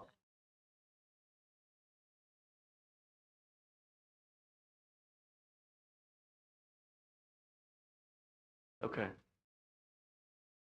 Thank you for listening to me again. I'm excited to be able to share just a few thoughts. I provided the board with this little handout that I've kept for a couple years now. So Dr. Shane Farnsworth shared this in many settings. This was something he was pretty passionate about, and it really resonated with me. He took this, as you can see at the bottom, from dailydiscipline.com from Brian Kite. It's the E+R=O mindset skill set model. What I've taken from this, the E+R=O, as you can see here, the events that happen to us plus our response determines the outcome. And really the thought there that I've tried to implement is that really the thing we have control over is the R, the response. So events happen to us, even some of our emotions that happen that we don't always have the response, or conditions, people, situations, that we control the response, and that can determine the outcome. In this mathematical formula, if the event is something that's negative, say a -5, if we have a +7 in that, it can turn out to be a positive outcome with that negative plus a positive that's a little bigger. Also, as I was reading through some things from Brian Kite today, nice to be able to know what do we have control over. We really have control over the response. Sometimes we don't have full control over the outcomes or the events that happen, and it's nice to be able to let go of things, not to try and control things we don't have control over, to be able to let things, to be able to focus on what we can control, which is our response, our attitude, our words, our tone, our behaviors. And that can really be able to benefit how we feel about the outcome, and really can benefit how others see or react to the same situation, that we can be an example there. So I really have taken this to heart, try and have that response be something I can control and worry about, and let the other things kind of go away. Thank you. Jason. We didn't have anyone sign up for our community comments, so we will move on to the next portion of our meeting, which is the approval of minutes that were sent out to you by Karen on Friday. So I will entertain a motion to minutes as they were presented. I move that we approve the minutes. I second. We have a motion by Vice President Hilton and a second by Board Member Rex. All in favor of approving the minutes as they were presented, say aye. Aye. Aye. Oh, I forgot to mention, we do have Board Member Sorensen is joining us via technology. So Hello. Sorry, let's do that again. I didn't even say aye. All in favor, say aye. Aye. Any opposed? Okay, seeing as there's no opposed, those minutes stand approved. We'll turn the time now over to Dr. Jensen for our expenditure report and then on to our discussion items. Yeah, you have in your board documents the different reports for finances. Jason, do you have anything to add before they vote on that? Yes, thank you, Dr. Jensen. This is new. The first 2 pages are new this month, and so this is getting us familiarized with what Alpine's board report or budget report looks like. Usually in the Alpine one, there's many more funds than this. So the Fund 12 is how it's set up for Alpine School District. It goes to Fund 10. So Alpine School District is the Fund 10, and then Funds 11, 12, and 13 are for the 3 new districts, and we're Fund 12. And so this same information will show up in the income statement report that's behind that, but it's essentially showing what's the year-to-date adjusted budget, what's been expended so far. So in this case, there's the 138,796, which should match up with the back there. There's also new this month is on the back page of that is a Fund 36, which corresponds to Fund 32 or capital projects. So these, you can see there, it has been allocated now that 10 million of preloaded from the building fund. And then there's also some other technology ones. So the 20,000, the 263,000, and the 29,000 were part of Alpine's capital budget and approval, where each of the districts were allocated technology pieces that Alpine's technology department will use to be able to provide software that's needed or licensing. And then if you go to the income statement, this will look familiar to what we've had the last 2 or 3 months, just showing the budgets. So as we become, nice thing when we start in July of 27, we won't have this much detail on everything. It'll be more like these first 2 pages, but then we'll also have the claims, which will show all checks over $10,000 and really all checks for.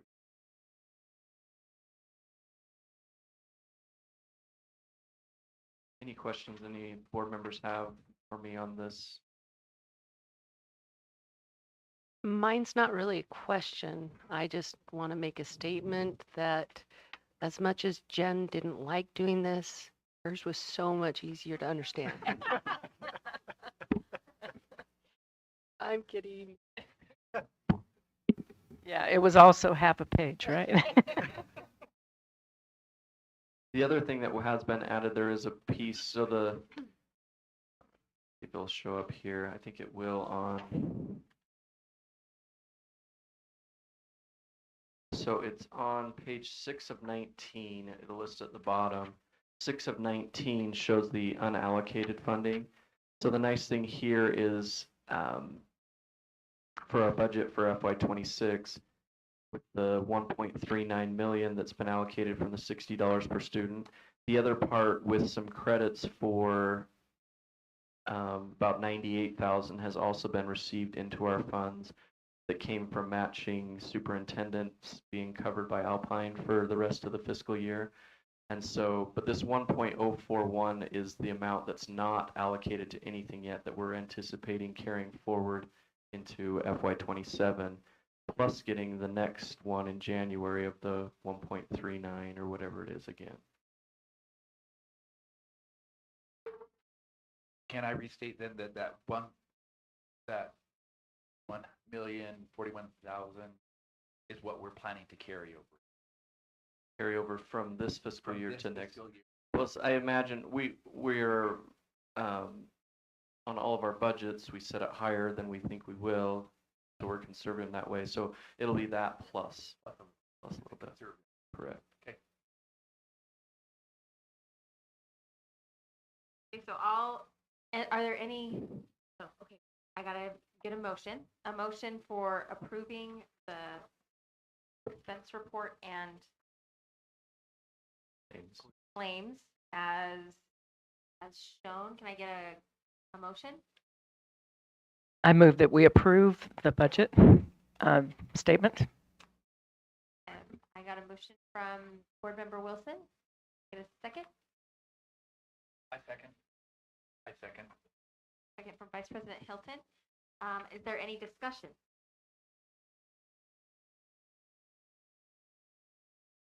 Okay, seeing as none, all in favor, aye? Aye. I Any opposed? Okay, thank you. The claims are approved. Before we move on to our discussion items, just note, we did move our board meeting tonight from next week because we were anticipating some things that needed to be approved by the board coming from the negotiation process with the other two districts. However, those didn't get finished in time.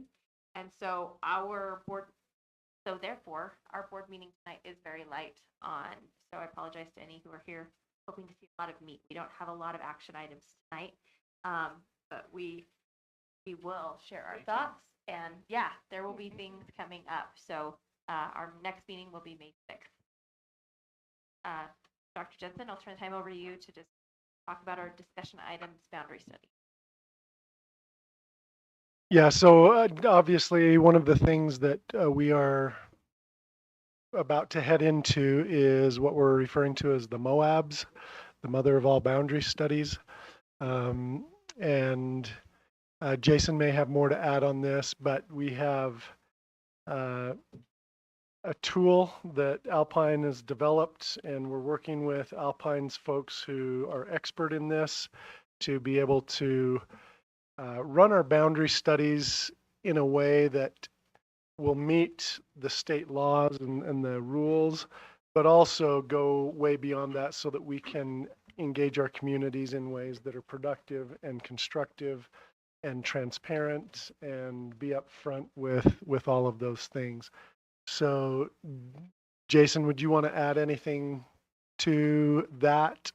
And we can do you want to talk about committees? Jason, why don't we have you go first? Anything that you want to add, and then Sterling or Jen can talk about the committees we put together. Okay.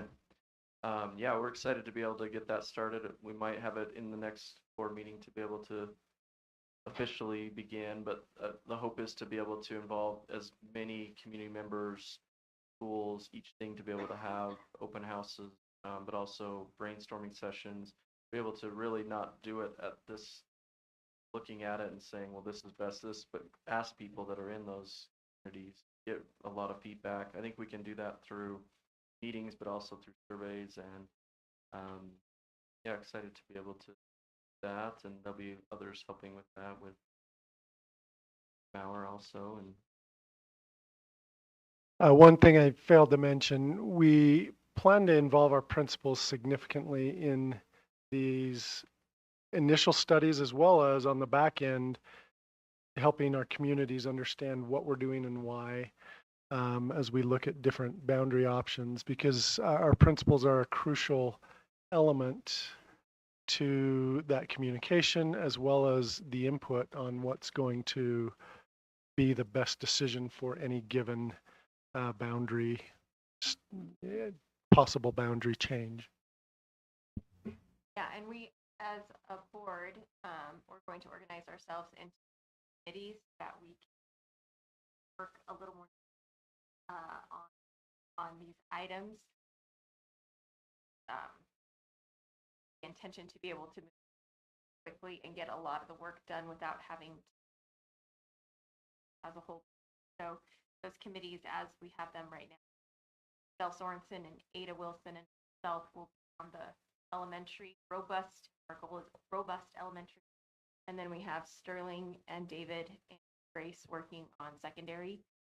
So that's kind of what we had agreed on. Is there any discussion from the board about that? Jen, can you just repeat the second committee? The second committee, secondary, Grace, David, And one of them, then, and one of also they will all those committees will also involve staff. So that will be one. Dave Maurer will be one. And principals. And then Okay. Yeah, that was my next question. Thank you. And as far as the secondary committee, one of the main purposes of that too is that idea of pure feeders. Right. Pure feeders and considering a 9-12, what would be an impact of a 9-12?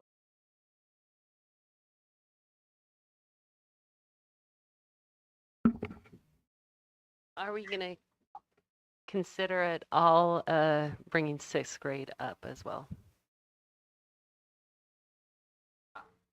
I think at this point, everything's on the table, right? I think that's part of the hypothetical scenarios that we're going to, and that would be a place where at least I anticipate our committees coming back and full board in our board meeting. That would be a place of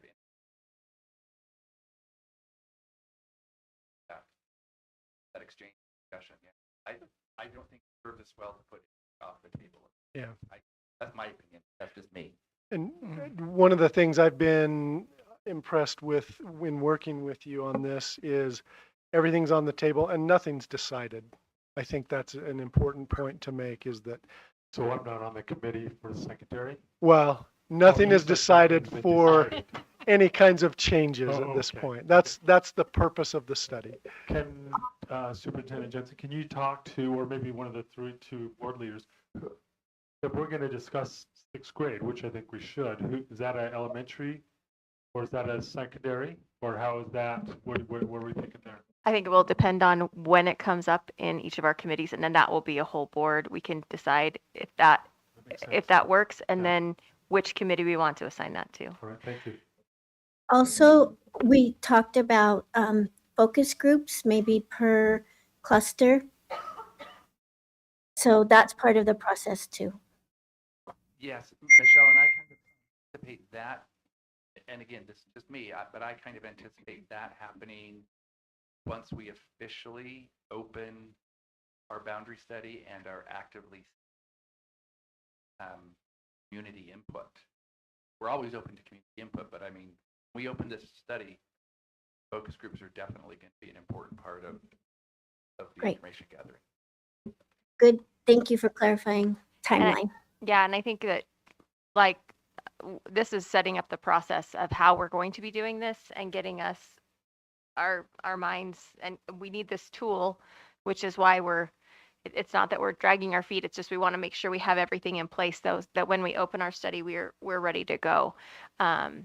So yeah, so this is the time for us to figure out a process. And also I want to mention that we have been visiting, and I'm sure we'll talk about these in our comments, but as we're setting our vision as a district, that is going to be the lens through which we're going to be looking at a lot of these issues. So as we continue on with our tour of the schools and getting that vision clarified for us, then that's something we will use.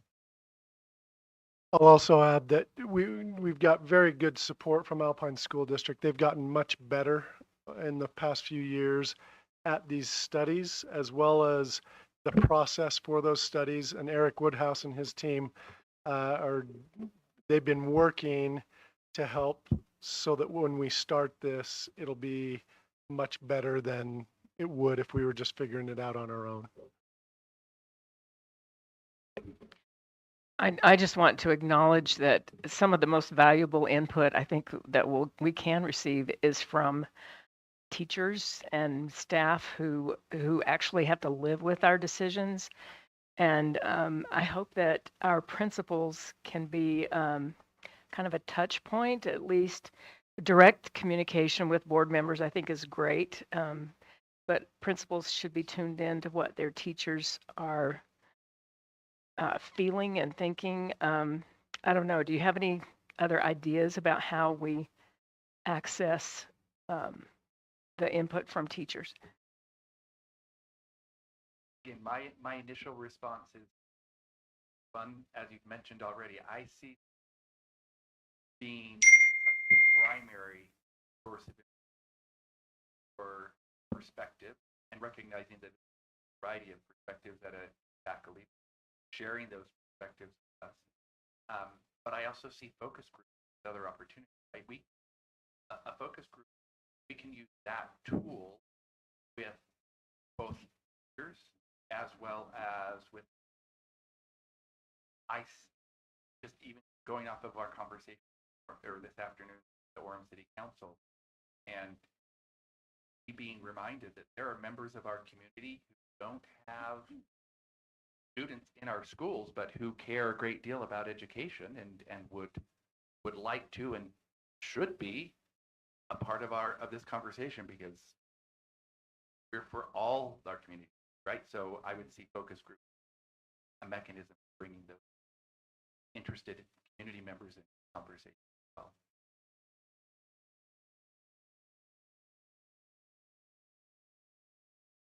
I just want to thank Jason for the timely reminder of E plus R equals O mindset, because during this whole thing, everybody involved, please know that the events plus the response equals the outcome, and hopefully we can all respond well to everything.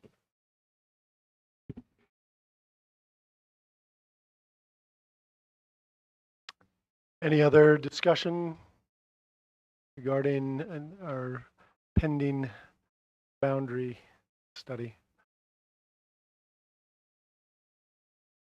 I'm excited to get going.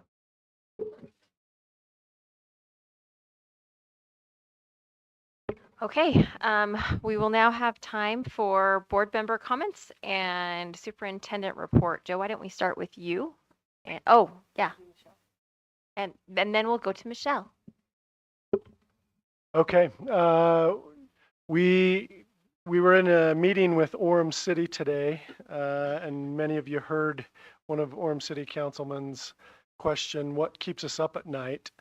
And or what's helping us sleep at night? And I said, one of the things for me that helps me sleep at night is every time we add a member to our Timpanogos School District team.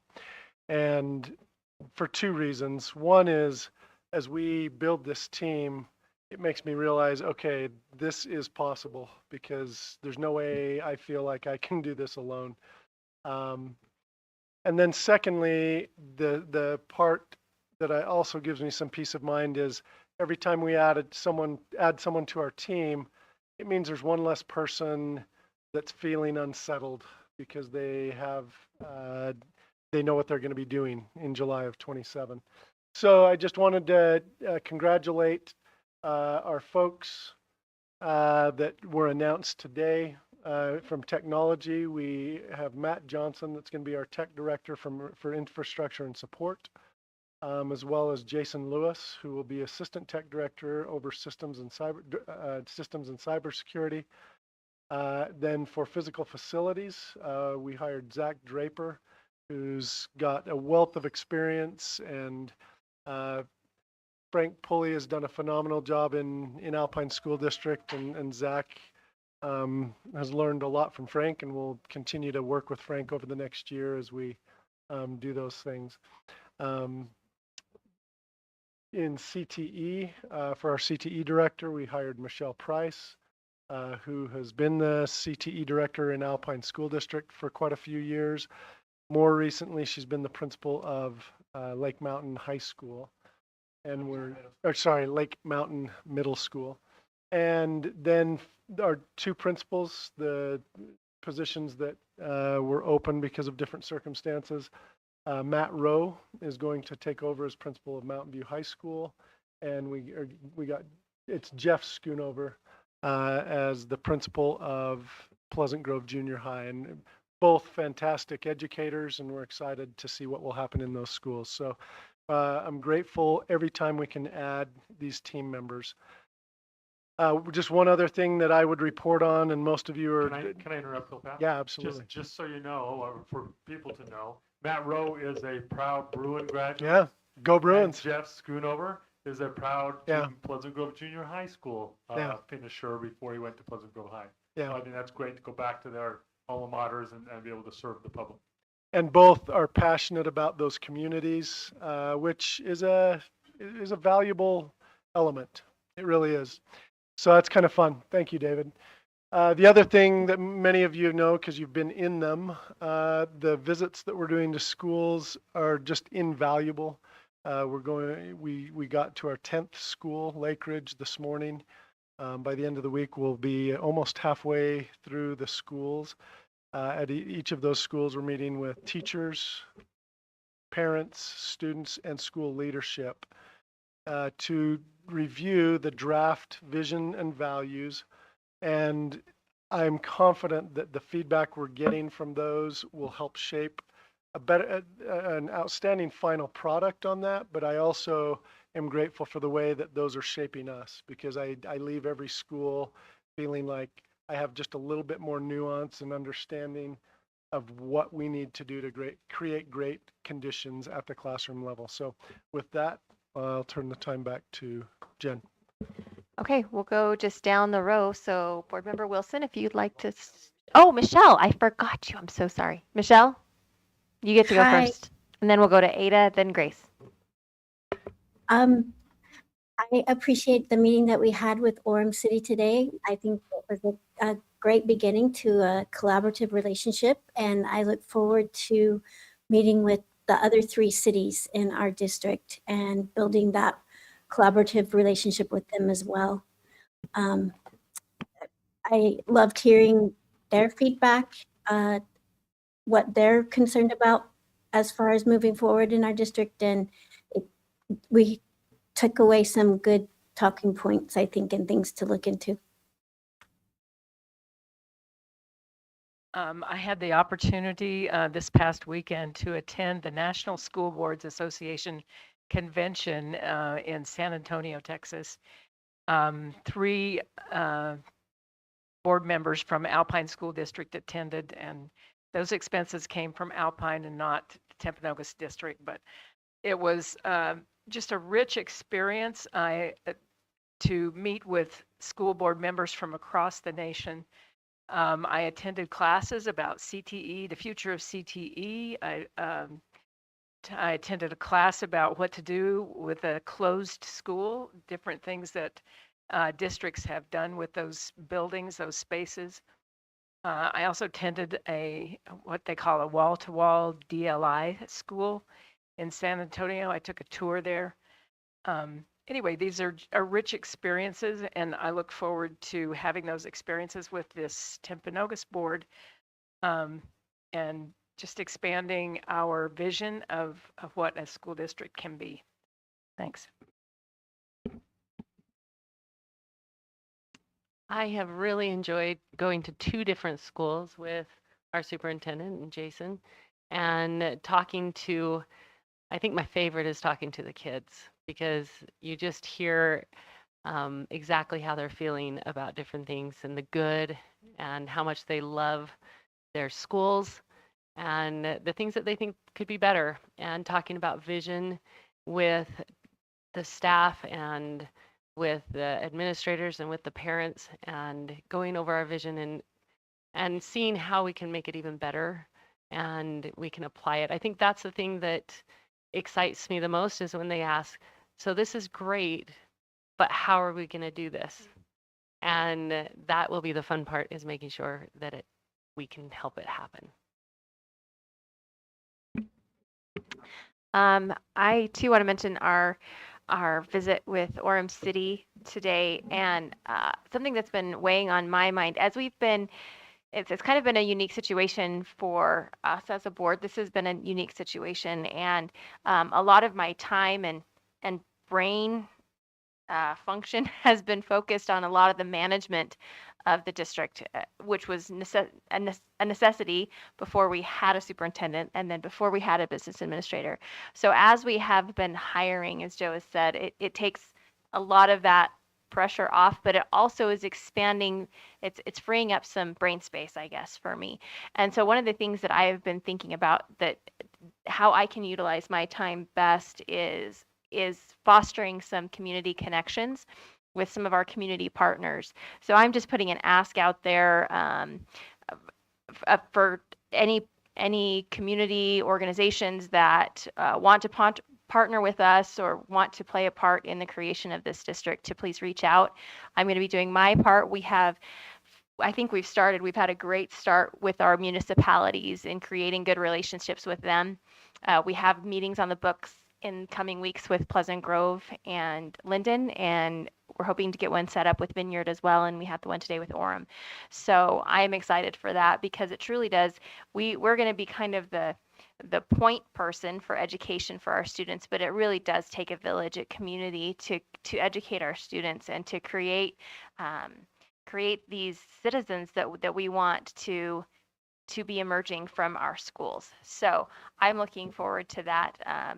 And yeah, if you have any suggestions on who we can reach out to and have conversations with, I'm looking forward to doing that. I want to also echo enthusiasm for visiting this, talking with admin parents. Formative, and one of the things that really has stood out to me, at least especially today in talking with students at Lake Ridge High, was when they were asked the question, what helps them connect? I thought their answers were so insightful. They said when teachers are enthusiastic and passionate about their subject, that helped them connect with them. But and when teachers showed a genuine them as an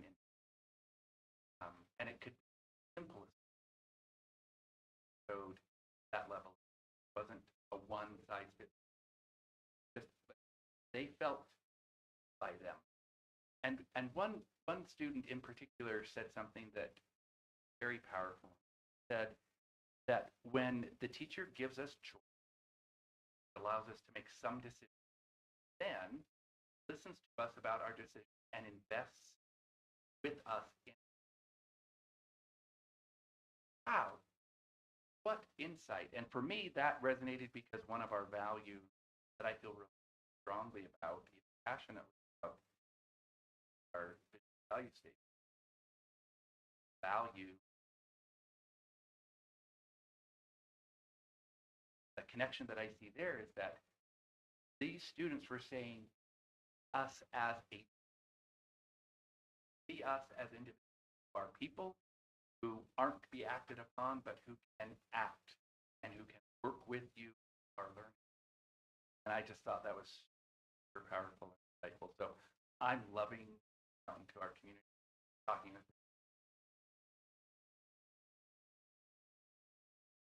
Just a couple things. First is I'm really interested in finding out progress from the Sharon school as far as where we are with the reconstruction. So I know that's going on. I'd love to have maybe Zach give us an update sometime soon, even if it's just an email to me. I just would like to know just because it affects me so much.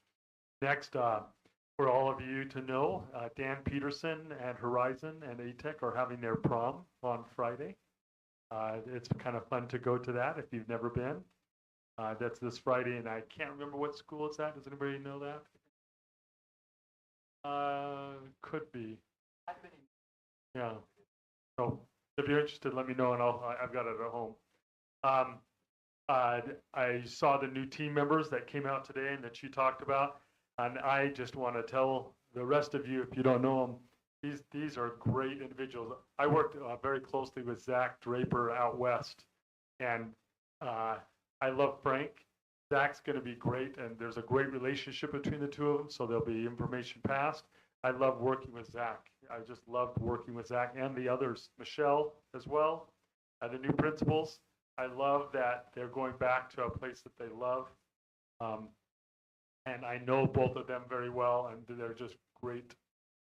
The community should be very happy for that. So that's my comments. Well, I'll just kind of piggyback on David on his last comment there. So I think Joe and Jason, all the work doing with hires going.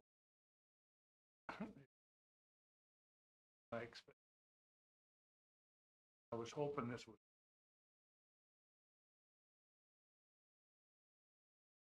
better. Thank you for a lot of work.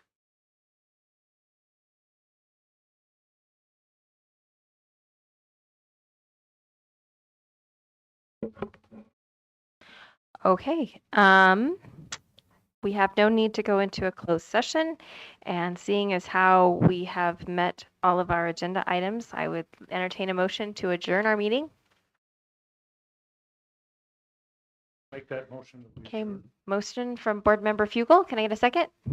I second that. Second from Vice President Hilton. Okay, all in favor of adjourning? Aye. Aye. Any opposed? Aye. Great, thank you. We stand adjourned.